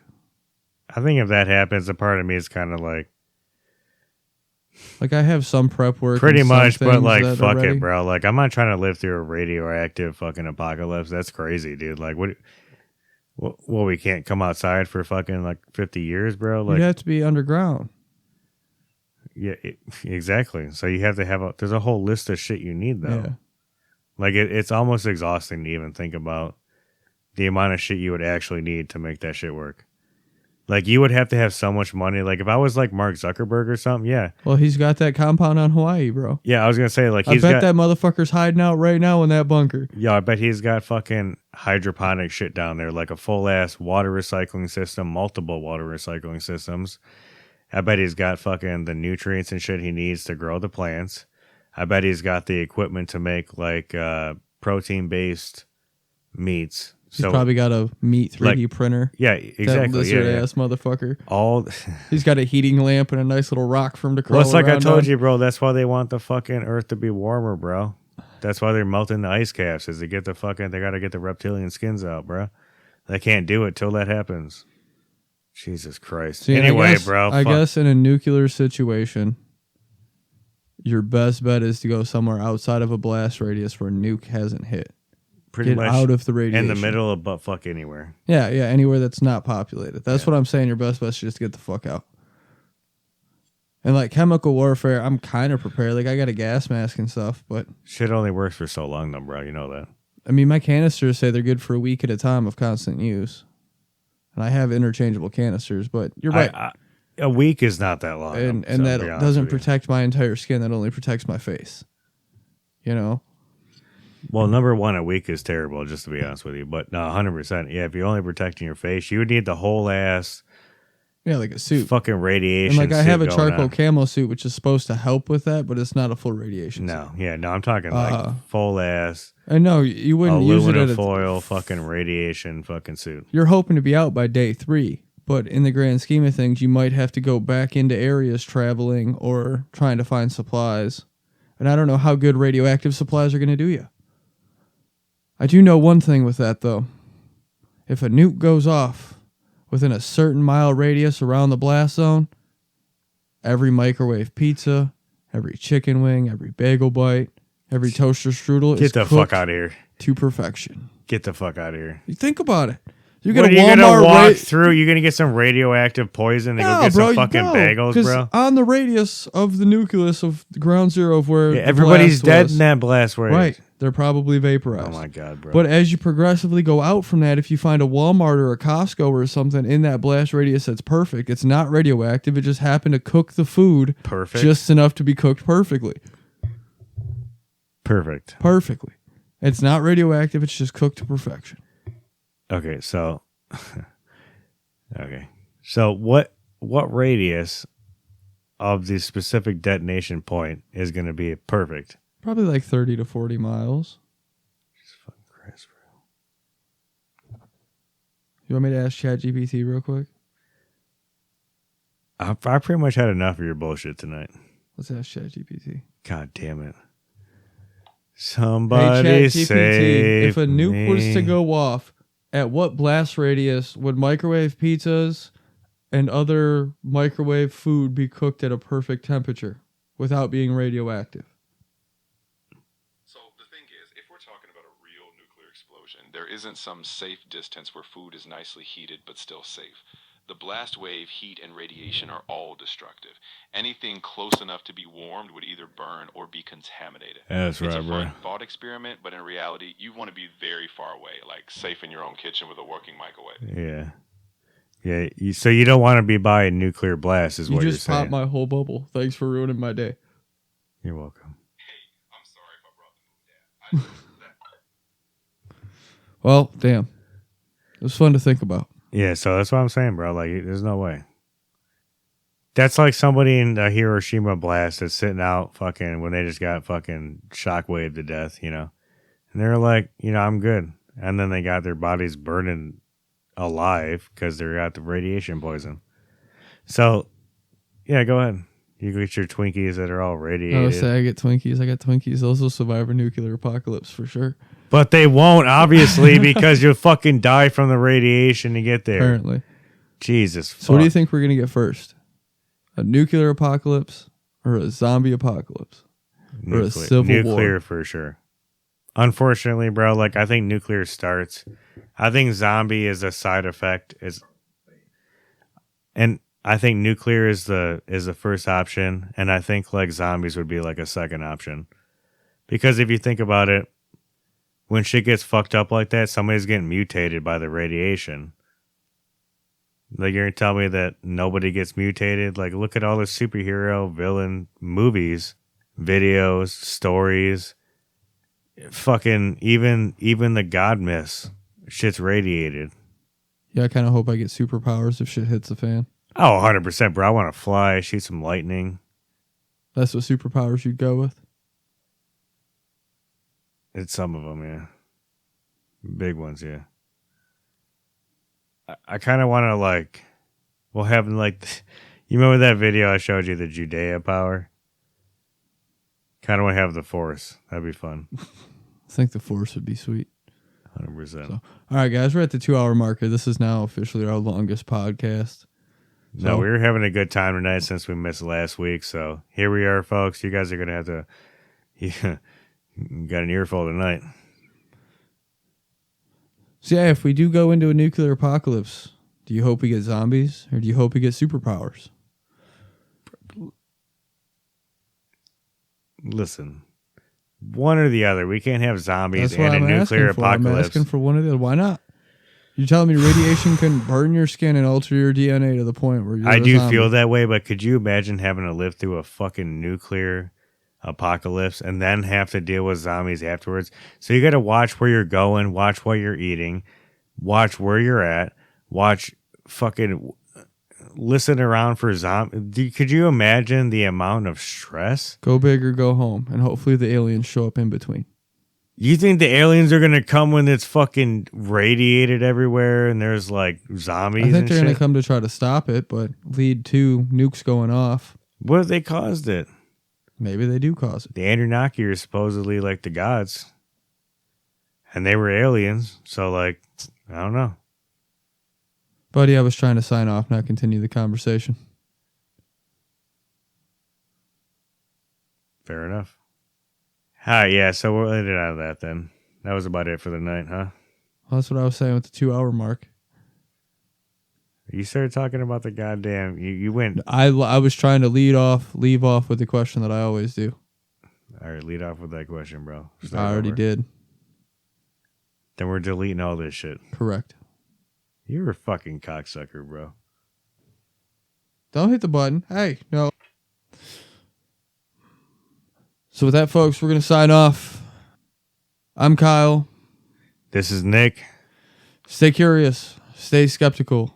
And don't outsource your thinking. We'll catch you in the next episode. That's it for this episode of the BBN podcast. If this episode made you uncomfortable, good. That means you were paying attention. Hit follow, leave a comment or review, and share it with someone who isn't afraid of questions without easy answers. Until next time.